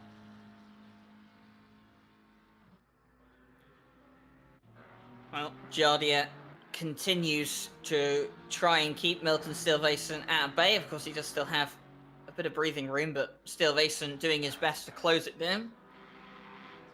I think the gap sitting just about 0.6 of a second now. It says 0.7 on our timing board, or, well, 0.75 of a second to be precise. But of course, that only updates per sector. We can see on our broadcasting tool what it is between the microsectors that the circuit is broken down into. And actually, as I say that, it's extended slightly again. It's come down overall, though. And Milton Steelvason will be trying his best to close it down even more. There's a GT4 car between them now. Peter Hrobar back in the pit lane, by the way. He'd already done both of his mandatory stops, so to see him back in the pit lane is not a good sign, and I wonder if that's potentially a retirement for the race for him here tonight. We've already lost Martin Lawrence. He has had to retire, saying he's feeling a bit of fatigue after 4 hours of racing in Bathurst yesterday. And you know what? I can't blame him out there, because it was fairly tough for everyone, including myself, and a lot of the guys that are out here tonight were out at Bathurst yesterday, and I know some of them have signed out tonight because they really just don't want to put on the extra workload for this evening. Absolutely, it has been said. So I think Jimmy said it, like Jimmy Broadbent said it last year. Bathurst 12 Hours is the hardest event in sim racing, and potentially, I have to agree. After finally experiencing it for myself, Mike Noble in the pits, and that will potentially, well, if everything pans out, that will see if James Parker's undercut has worked. Charlie Crossland rounding Luffield. And James Parker currently just chasing down Jarkko Torvinen. And Torvinen is 17 seconds ahead at this point. So Mike Noble will be leading the pits, and Crossland is at first, but where is Parker? Parker is coming down Woodcut at the moment. I don't think... I think Noble is going to come out ahead. Parker was ahead. There is Noble leaving the pit lane now. Don't forget that James Parker was ahead of Noble before the stops. Parker will have the momentum going down into Maggots and Beckett's. Can he safely get by? He's got to have the inside. He squeezes by a little bit of contact. Noble will be pushed onto the outside. Noble will rejoin just about ahead, but on the outside. Parker having the inside, squeezing by, and that was... I'd say that was maybe a little bit questionable, but he did have the overrun, and I believe that is Matt Samuel behind, flashing, wanting to unlap, wanting to get past Mike Noble. He's not happy about that at all. That all happened right in front of him. And Parker is going to settle just about ahead of Noble, but I imagine the stewards might be taking a bit of a look at that one. Yeah, we haven't seen anything out from the stewards for a long time, and well, the reason is because there hasn't been any incidents to look into since lap 12. So the majority of this race has been very, very clean, which is great to see. And here is the replay. Just a bit on the back end there of James Parker, and Mike Noble, of course, taking to the grass and taking to the escape area for Maggots and Beckett's, and is going to be behind. Hrobar still in the pit lane. I'm pretty sure that is a retirement at this point. So Peter Hrobar, unfortunately, out of the race. And like you said, the stewards, well, they haven't had much to do for a while, but now they've got some work to do. They're going to have to look into that incident, and it's going to be quite significant because it could, well, it is essentially for the lead of GT4. Yeah, and again, depending on what happens to Crossland, this could also potentially decide the championship in a way, because Crossland is on the same lap as Parker and doesn't seem to. Well, there will be when Parker crosses the start-finish now, and it all depends how far ahead Crossland is and if he has enough time. I think if he does pit, he will come out behind Parker, but how far back will he be, and how much of an effect will that have on the championship? Yeah, we're going to have to find out later on. And at this point in time,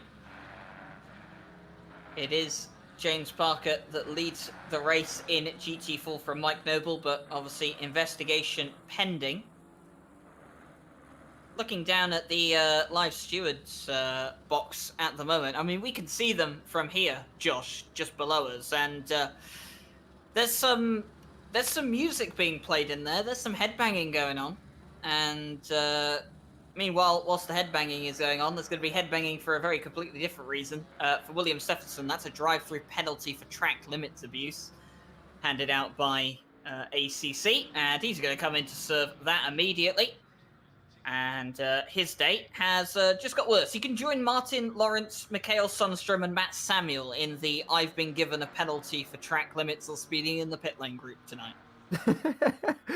That's absolutely correct. And I did think that track limits was going to play a bit of a factor here, and it still could. There's still 23 minutes left of the race, and depending on how hard George Boothby is pushing, I mean, we don't know how many track limits he has already kind of amounted to, if any. But what if Boothby is pushing really hard? I doubt that he will be, but hypothetically, Ryan, if he were to pick up a drive-through for track limits, I wonder what kind of effect that could have on the race. I don't think it would be too much, but I think it would be enough to let Honda to get Jardier and Stuyvesant by. But that still wouldn't be enough to affect the championship. Yeah, still wouldn't be enough. Charlie Crossland, though, is in the pit lane, serving his final stop of the day. And that's going to mean that everyone has finished their mandatory pit stops. And that's all good to see. So now then, 22 minutes to go. It's full send to the end of the race. Cody Pride is back in the pit lane. And is this a third stop for the number 33? It would be quite odd if it was. He is still stationary at this point in time. He's only just come into the pit lane, to my knowledge, so I wonder, is this Cody Pride taking a third stop, or is this a retirement from the race? I'm not entirely sure. Either way, the on-track battles continue, and there is a battle in GT4 that isn't for the lead of the race, and it's Gogo Panka versus Andre Felix, McLaren versus Camaro. And, I mean, this has to be one of the greatest comparisons for GT4. You have what is essentially a budget supercar in the McLaren 570S against, I mean, one of the most iconic American cars in the world at this point in time, the Camaro, and they could not be more different in how they look, how the engines are constructed for these two cars. And it's absolutely fantastic to see them out here on track. And this is what's great about GT races. You can have cars which are so different in history, the way they're produced. And oh, Cody Pride is coming out of the pit lane, so that was a third stop for the BMW. Absolutely, but yeah, you could not be absolutely more correct. I mean, when I first was introduced to GT racing, I was like, wait, you have BMW M-Class cars, M-Series cars, on track with Lamborghinis and Ferraris and Bentley Continentals, and like even Lexus have an entry. And it's like, how do you even balance that? Like, how do you get these cars of all these different varieties? Even these two now, the M4 and the Alpine, so very different in terms of what types of car they even are. But because of the way they're balanced and the balance of power, they are able to race this close. And speaking of racing close, we see Andre Felix right on the back of Gurgo Panka.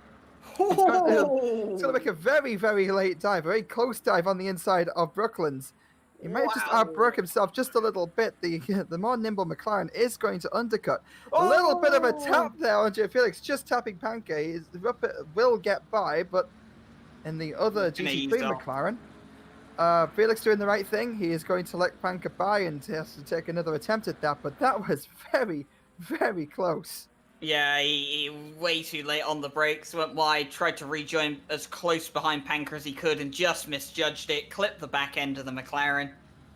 And Gogo Panka had to take to the grass, but good there from Andre Felix, easing off, letting Gogo Panka rejoin ahead of him and say, look, dude, that was my bad, didn't mean it. I don't want to get a penalty here tonight, and let's be on our way and we'll try it again. And the great thing about the GT4 cars is that you can have, small contact like that. It doesn't really mean much in the grand scheme of things. They pick up a second or two of damage. It barely affects these cars at all. I had 29 seconds of damage yesterday at Bathurst in the Alpine, and it felt like the car was going quicker. And these cars, because they're not as affected by aerodynamics as the GT3 cars are, they're much more about mechanical grip. It means you can bang up the body panels of these cars and it doesn't affect them too much. And that's one of the great things about GT4 racing, is that they can race so much closer, and small little taps and, scrapes like that aren't going to affect their pace massively. Exactly, and because you're not as affected by dirty air as well, you can follow so much closer. As we've seen Noble and Parker demonstrate that now, with Steele Vassen getting by. And I wonder if the gap between... that was a little bit close, but fairly undramatic. And that is going to allow Noble to be so late on the brakes compared to the BMW. But no, I wonder if the gap between Jadier and Steele Vassen has increased. It looks like it has. They have been making their way through traffic, and it has worked out in Jadier's favour. Jadier has already gone past Woodcut. He's just crossed the line now, so that gap has increased sadly for Steele Vassen, and I think, it's clear air for quite a while for Jadier now. Yeah, Jadier has a gap now between them. By the way, the stewards have looked at the incident between the 888 and the 123.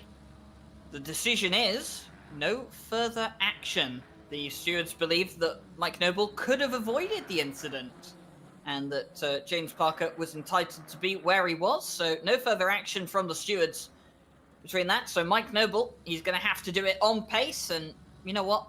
Knowing Mike Noble, he wouldn't want it any other way. Absolutely. And thinking about it now, looking back, I believe this is the incident that happened now. Yes, Mike had just come out the pits, and it's arguable that Parker was was already in on an active racing lap as opposed to an out lap, and I suppose that does kind of make sense. It takes two to tango, and if that's what's being decided, then as you say, Mike Noble will have to do some pace alone. It looks like he's making very short work of it. He's still clinging to the back of that BMW, and given how late he is on the brakes, maybe something can come to fruition, possibly at this point, going into Village. Meanwhile, Jadier has been catching up to George Boothby, and George Boothby's dad, Papa Boothby, as Jesse Lee coined him in one of the Friday Championship races, has said Boothby did a few iffy laps setting up the playlist. So just getting a change of music on for the leader. Cost him a bit of time to Jadier, and hopefully he's got his tunes in order, and he can continue on for the last 16 minutes of this race. And still battles going on in GT4, battle for the lead and battle further down. Gogo Panka still under pressure from Andre Felix, and now, as they come onto the Wellington Straight, it's round 2 for these two. Can Andre Felix do it a second time? Can he try and get past Gogo Panka on this second opportunity without causing a collision this time? He'll have a look, not going to brake as late as he did last time. Going to look on the inside. Ooh, just has to ease off as he closes in on the McLaren. Gogo defending, putting the car exactly where it needs to be. Fantastic job. And keeping himself in front of Andre Felix. I think it's worth watching both these guys on corner exits, because it seems to me they're playing it a little bit safe. So maybe track warnings are also going to play a slight factor as well. And it's just a theory, but neither of those cars ran on the exit of Luffield as far as they maybe could have, because it's quite a temperamental corner exit, that one. To really maximize it, I find that you do risk going a little bit far over and getting a warning, but it's just a theory. As we see Mike Noble under pressure from Felix Ruppert onto the GT3, it is the quicker car. It will get by. It's got to try and squeeze on the outside of Woodcut, sorry. And, it's not going to cost him too much time, but it's going to force Ruppert wide. And we see Mike Noble, he's right on the back of James Parker. Watch it from the helicam. He's got to take a little bit of a look. He's going for the dive. Oh, there's no way he's going to do that, but James Parker's gone wide. He's forced him wide to go deep. And now is the Alpine going to have it? No, Mike Noble! Oh, saves it. Just lost the back end of the Alpine, but manages to save it. We can see the replay here. James Parker, I think, goes deep, defending on the outside from Mike Noble. Mike Noble cuts back in. Can't quite go for a switchback move. Is forced to the outside, loses the back end, manages to save it, keeps it pointing in the right direction, but he has lost time to James Parker. Meanwhile, a bit later on, at the same part of the track, battle continues between Gogo Panka and Andre Felix, and it is still the McLaren ahead of the Camaro. Absolutely. The gap not quite as big as it has been in the previous laps, but again, this is a really, really tough complex, and it's got to really test the mechanical grip of these cars, and it's going to favour the McLaren oh so slightly, but what can Felix pull out of this? He's doing amazing work with the Camaro, as we've seen. Very, very close there, and I think he got a bit too close, had to back out, so that is going to compromise his exit, but now it's a straight line. This is basically Camaro land at this point, and can he capitalise on it? Obviously, given the fact that he is taking the fight to the McLarens, we've seen in round one, Alton Park, it's Panka going a little bit wide, going through cops there, but we've seen at Alton Park, we've seen how powerful the Camaro can be, but it seems to be the rest of the British tracks just don't quite favour it as much maybe as he'd have liked, but it isn't stopping him. The gap is closing. He's got potentially the run down the Wellington Straight as they exit Chapel now. Bit of a gap, but the Camaro's not the best in a straight line, though, despite the big V8 engine that it has underneath it. It is not the best car in a straight line. I don't know what the difference is between itself and the McLaren in the straights, but I'm willing to bet that the two, in terms of top speed, are not that much different. Probably comes down to setup variation, depending on wing, as to what the top speed differences of these cars will be. It's mostly on the corner exits that the Camaro has the advantage, and its brakes aren't the best, but the McLaren has its inconsistencies on the brakes as well because of its automatic adjusting brake bias system. And Andre Felix catching up a lot as they came into Abbey and now through Farm Curve and up towards Village. This is where the Camaro is at its strongest. Lots of corners with low gear exits. It's where the Camaro does shine with its very powerful engine, gets a good exit from the corners, but now as they come onto the straights has to use whatever slipstream he can to close on to Gogo Panka, but I just don't think it's going to be enough this time around. And as we arrive to Brooklands, closes in on the braking zone, but just not quite enough to have a move. No, not quite at all. Very, very quick note on the Camaro, by the way, Ryan. In real life, they actually do sell these to just about anyone, and I believe I think there's something like $250,000. So maybe if we all pitch in, we could make our own entry. You're suggesting we enter an RCI Camaro in an event? Is that what you say? We turn RCI from a sim racing community to a GT4 team? I mean, given how much Felix is pulling out of it, maybe we'd be in with a fighting chance. But I kind of get the feeling that it would be the worst run GT4 team in the history of motor racing. There'd be so many decisions to be made. I don't think we could all agree on which car we're going to drive. We'd probably end up with a Ginetta, and or the French Ginetta in the Alpine, maybe. But I tell you what, fantastic racing going around here from the McLaren 570S of Gogo Panka and the Chevrolet Camaro GT4 of Andre Felix. Here comes Andy Boardman to join the show. He said, I'm going to get through, lads. Don't mind me. And George Boothby, he's just out in front, 16 seconds up the road, pretty much. Just headbanging to the tunes, enjoying himself. And, well, he's only got less than 10 minutes to go before he is crowned the British GT3 Pro Champion. And it's been a fantastic season. We've started the season out at Alton Park with two 30-minute sprint races. We then went to Donington for two 30-minute sprint races. Brands Hatch was next on the calendar for a 60-minute sprint race. Then we went back to Donington Park for a 90-minute miniature enduro. Snetterton hosted round 5 with 2 30-minute races, and of course the season finale here at Silverstone. 90 minutes. And, well, the season, it's just about 9 minutes away from its end. It's worth noting as well that it's also been put in the chat that Boothby's just picked up a second track warning with 8 minutes to go. He's two more away from a drive-through, and that could. George Boothby doesn't need to be driving like a demon on wheels at this point. But a racing driver will do what a racing driver does, and that's not drive very sensibly when they have a 16.2 second lead and everything is pretty much in the bag. The thing is, at this point, what song do you choose to cross the line with? He's probably just flicking through, just trying some out, just seeing... Gotta be We're a Champion, isn't it? I mean, it wouldn't be one of the most fitting songs ever. As we see Andre Felix, he's going to have to keep wide of Cody Pride. He's not had the greatest race here today, but he's going to make his way past the GT4s fairly easily.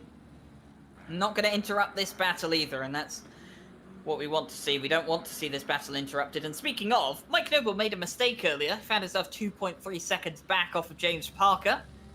Well, that 2.3 seconds didn't last long, and he's closed right back up to the BMW, so the fight for the lead in GT4 is still on, with just about 7.5 minutes to go. Absolutely, and Parker in the favourable position, probably not having Felix Ruppert with a drive-through, and I'd imagine, again, that's track limits. That's track limits rearing its ugly head, just as predicted, and so easily done around here. It's on corner exit mainly, it seems. It's just it's possible to, when you're really pushing, it's so easy just to go a little too wide. It's just a matter of inches sometimes that makes the difference, and as Ruppert appears to have found out the hard way. Corner, I've been told that's a corner exit of Cops, and again, exactly, that's one of the high-speed turns. You maximize the exit, and it's so easy just to put four wheels on the dark side of the curb, basically, and Andre Felix in the braking zone once again, going down into Brooklands. That gap is so small. He's got to have a little bit of an advantage pulling into Lovefield. But can he make the most of the corner exit? He's going to get a slightly later apex, slightly straighter of a line going down onto the straight. Oh, and cars. Guess who's coming up behind them? It's the GT 3.5 car. Alexander Guglia in the Jag is closing in on them. Not closing in on them as quick as... Oh, look at that. Andre Felix right on the back end of Gurgo Panka. Here comes Guglia. Is he going to get past before the entry of Magnus Beckett? Just about.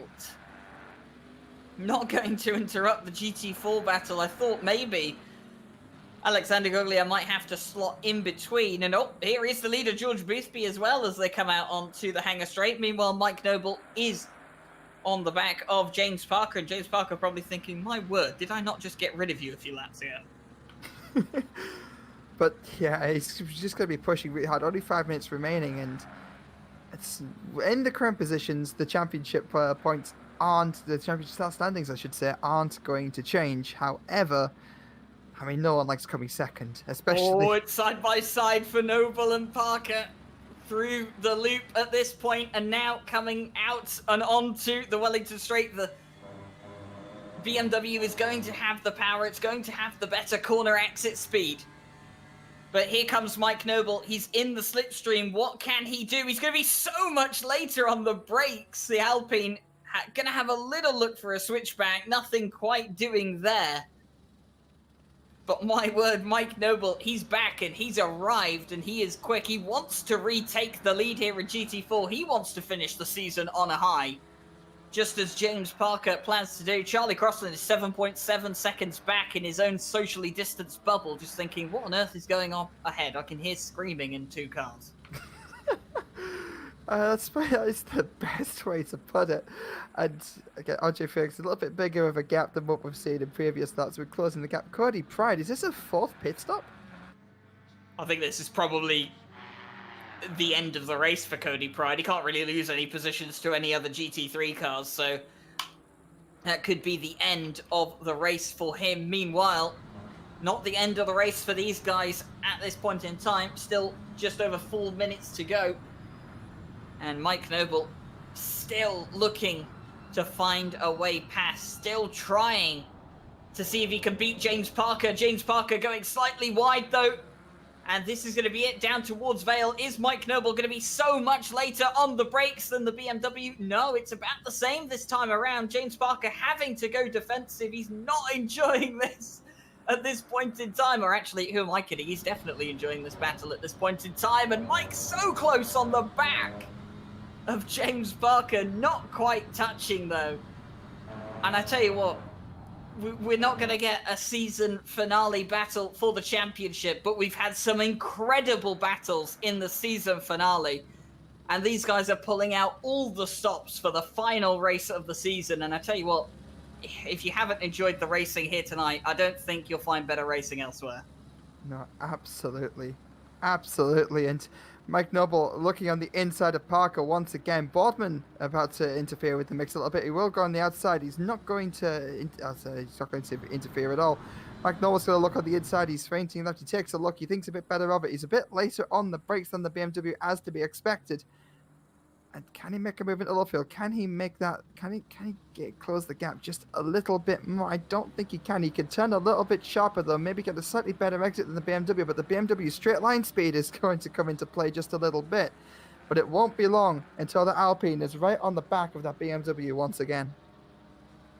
2.5 minutes remaining here. And Andre Felix is still stalking down Gergo Panka. Half a second between those two. Much less than half a second between James Parker and Mike Noble. Felix Ruppert still has to serve his drive-through penalty for track limits abuse. And oh, Mike Noble just got out of shape for a moment there. Coming through Maggots and Beckett's, and he has closed up. And we're going to get a bit of a replay here. You'll see, ooh, just cuts across the first part of Maggots and Beckett's. Manages to close in on James Parker, but no overtakes doing there as they get onto the straight and James Parker starts to pull away again. And Mike Noble, he's pushing as hard as he can. He's pushing as hard as that 1.8 litre engine will allow him to go, and he's getting the most he can out of that car at this point in time. He absolutely has to. And speaking of getting the most out of this car, Andre Felix is still right on the back of Gergo Panka. I mean, how many laps in a row has this been? How close have they been? This is so reminiscent of the earlier battles with Jardier and Stilvassen. But again, as you say, two completely different types of car, and it's really showing because the gap is closing in the same kind of areas. As we're back with Mike Noble, two GT4 battles going on all at once. Mike Noble will have the inside. Does he have this? Can he get it going through the loop? I don't think he can. Parker's got to have the inside. And the run down Wellington straight at this point, going through Aintree, I think it is. I can't quite remember. Much closer than he's been before, though, and he's in the slipstream. He's going to have another late look on the brakes. He is going to be later on the brakes, but it's just not enough. But he's going to try the switchback. It's going to force him to go on the outside line. He has to brake to avoid running into the back of James Parker. And that BMW, it's just too strong coming out of the corners. Mike Noble, every time, that's the closest he's been to getting past James Parker, but not quite enough. Leader on the final lap of the race, by the way. George Boothby has started the last lap. So this is it then. Everyone has to pull out all the stops. If it's going to be a last lap move, it has to be done now. Gergo Panka and Andre Felix, they're still going at this point in time. They're about to start their final lap of the race. And, well, here comes George Boothby to lap the leaders of GT4 again. So now that they're effectively behind the leader again, this is their final lap of the race. They have to make it count now. James Parker's done a fantastic job defending from Mike Noble, but this is where it all counts. If he makes a mistake now, well, it's a lot of work done for no gain at the end. Oh, absolutely. This is like last chance saloon, really, to try and make that move stick, as you say, and only really half a lap left to do it. We've seen how strong he is going down into the stadium section of the track. he's so strong on the brakes, especially on the run, especially on the braking spot for Brookland and Luffield. But we might not even get that close because we still have to go through Village first, and seems that he's just going to get on the inside again. Very similar story to when we saw Noble make that mistake. Kind of get a better exit, better run down. I don't think he can. The BMW does have the straight line speed as previously said. You see the final lap on the Lumarang display for Mike Noble. Only 4 more turns to make this stick, and can he do it? He's got the outside. He's later on the brakes. He has to back off slightly. Can he change his line? Can he get the switch back? I don't think he can. Going into Luffield, final chance really to make anything happen. He's got the inside slightly. He gets a little, almost pulls a little bit alongside, and he's not quite going to make that happen. Yeah, that's going to be it. James Parker has done it. He's held off. And speaking of doing it, George Boothby is your British GT3 champion in the pro class. Did everything he needed to do today. Dominant win. And asserts himself as champion. Mike Noble comes to congratulate him after the race. James Parker does his best, but Charlie Crossland crosses the line in 3rd to make sure that he is the British GT4 champion. Jardier, by the way, coming home in 2nd place in the GT3 class for the finale, and Steele Vason on the podium as well. And, well, a fitting end to what has been a brilliant season. Everyone just coming around, doing some donuts, doing some friendly punts at the end of a fantastic championship. And, well, I don't think I'm amiss in saying that this has been some of the most entertaining racing that I've had the pleasure of commentating on so far this season. No, every race has just been absolutely amazing. I can't thank you guys for having me along. It's just been incredible from start to finish. Definitely has been an incredible championship. It's been great to watch. And the stories, we're glad that it did come down to the final race, that it was mathematically possible for Steele Vason. George Boothby just disqualified himself for driving the wrong way. That's going to make the results files very happy. And the stewards are going to love reassessing that one in the post-results format. It does create a bit of a headache for the stewards and the admins to reverse that penalty in the JSON file. But, well, George Boothby, he is the champion. And the end of the British GT Championship confirmed then for George Boothby. And if you're thinking to yourself, well, it's been some fantastic racing here tonight, it's been some fantastic racing all season, maybe you want to get involved, or maybe you want to, tune in for the next season of our Monday Championship, well, I'm glad to tell you that it shouldn't be too far away. In fact, it was already announced what the next Monday Championship will be. It's going to be the first ever Porsche Masters Cup. Porsche GT3s, Porsche Cup cars, and Porsche GT4s all on track at the same time. I believe it's around 45 drivers per split, 15 per car class. And it is going to be absolutely incredible. 75-minute races, no mandatory pit stops either, and 6 incredible circuits. Going to be so exciting to cast that one. Of course, sign-ups for that start tomorrow evening. So if you're interested, check out the Discord link in the description. Come and join the RCI Discord and get yourself involved. But if getting involved maybe isn't your cup of tea and you just want to watch along, well, the start of the Porsche Masters Cup is going to be starting in April. We have the pre-qualifying events taking place on, when is it? The 12th and 13th of April is when the pre-qualifying will take place. And then, of course, the season will start on the 19th of April. So book that in your calendars. Round 1, 19th of April, Paul Ricard. It's where the Porsche Masters Cup and the next Monday championship will start. As for other championships going on, well, nothing happening tomorrow, unfortunately. It's a break day for us. Then on Wednesday, we have the continuation of the Diamond Drive Cup. That's for the special championship organised in collaboration with Turn 1 and Charlie Martin for International Women's Day. And of course, that will be at the Nürburgring for round 5. You'll have Jessie Lee and Nate Norbury in the commentary box for that one. Nothing happening on Thursday. The GT4 Championship has concluded, but that should be back, according to admin Harry Conway, fairly soon. And then on Friday, it's the finale of the GT3 World Championship. We're out at Suzuka for a 75-minute race. And then on Saturday, Night Owl continues for those late drivers in Europe or for any of our drivers in the Americas. They're going to be out at Misano for round 5 of their championship.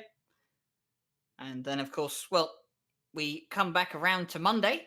It's going to be no Monday racing, unfortunately. We're going to have a little bit of a break whilst we wait for the pre-qualifying. But of course, sign-ups for the Porsche Masters Cup open tomorrow. So get yourself involved. We always love to see new faces around here.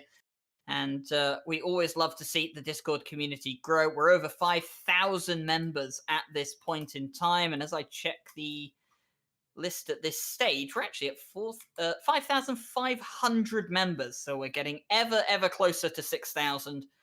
And, well, if you'd like to be a part of that, you're more than welcome to be here. Big thank you tonight for all of you for joining and giving the stream a like or subscribing. We really do appreciate it. Your support, greatly appreciated here. And, we love putting on these broadcasts. And, of course, if you guys like and subscribe, it just makes us know that we're doing a good job. And that always makes us feel better about ourselves. So do hit the like and subscribe button. Big thank you to Race Department, AK Informatica, Raceface Speed Labs, and Sim Racing GP. They help make everything at Racing Club International possible. Big thank you to the stewards team tonight. It's been much quieter today for them, but they've still done a fantastic job as usual, especially coming off of very tiring stints at the 12 hours of Bathurst. Big thank you to Jake Coombs and Joshua Devonshire for joining me here in the commentary box for the entire season. And, well, we look forward to seeing all of you on Wednesday for the Diamond Drive Cup. And I look forward to seeing all of you for the next Monday Championship. So from everyone here at RCI, thank you for watching the stream tonight and enjoy the rest of your evening.